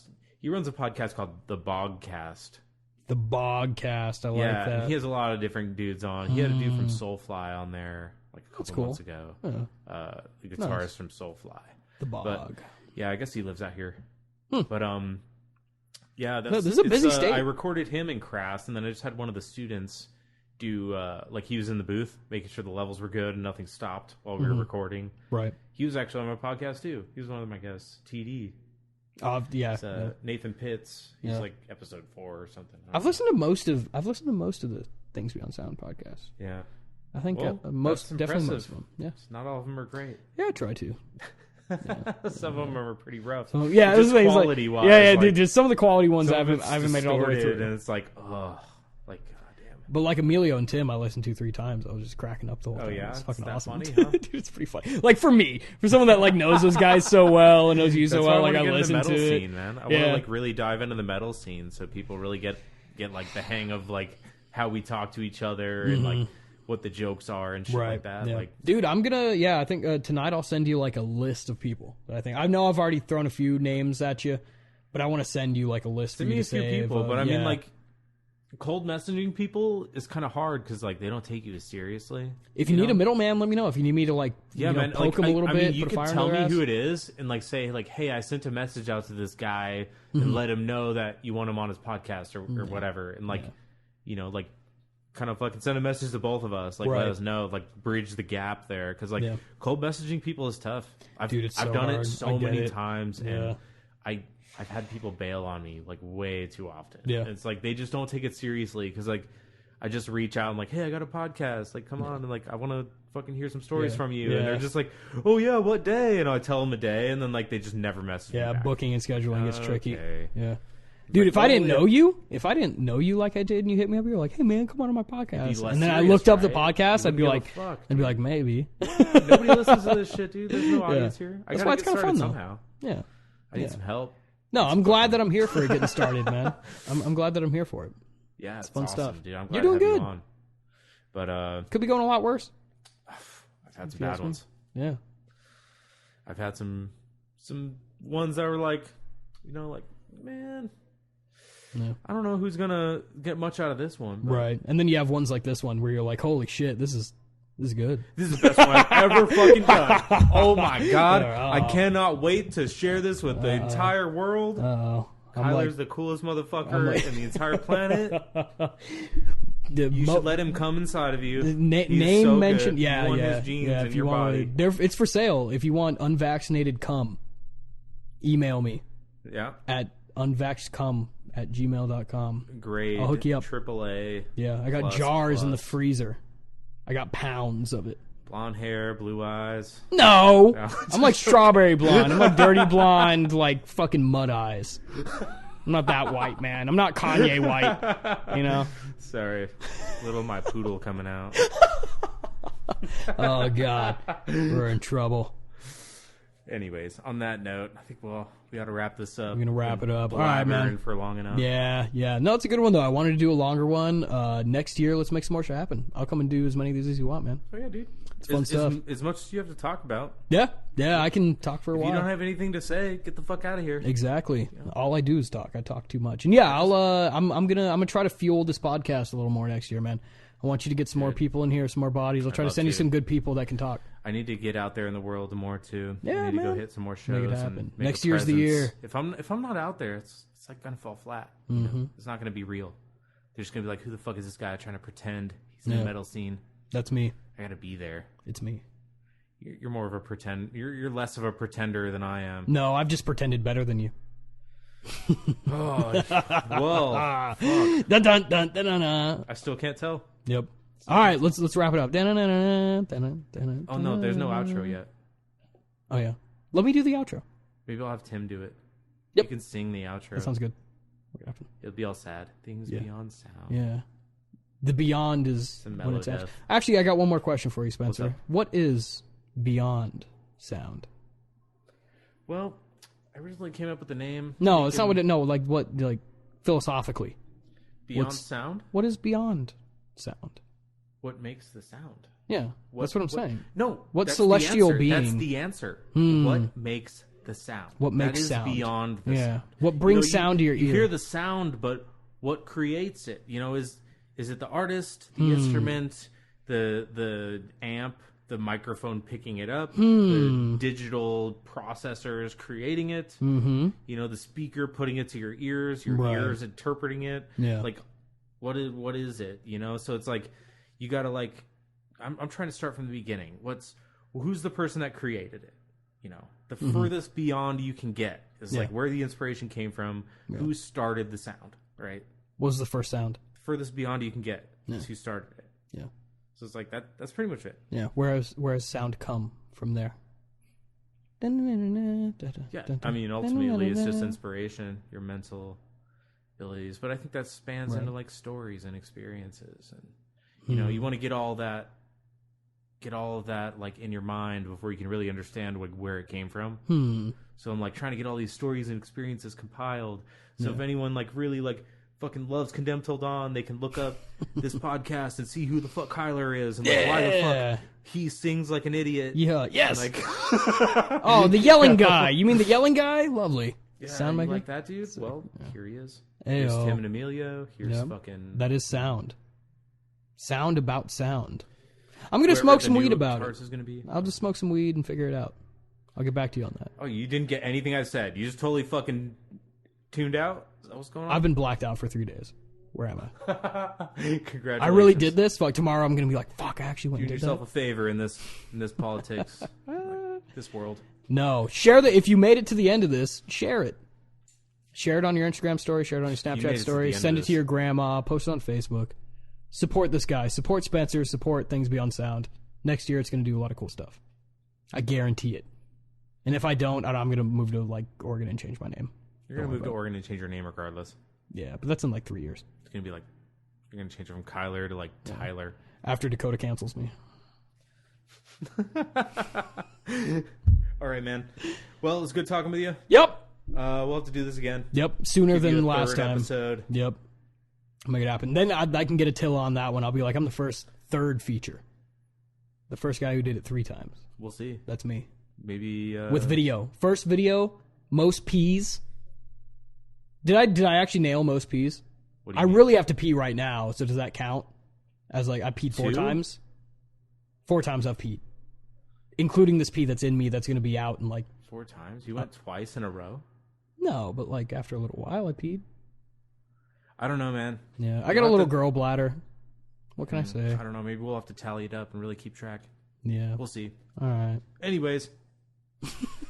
I guess that's farewell. It was good having you on. All right. Thank you, brother. We'll definitely have you on again. Yep. All right. See you, man. Bye-bye.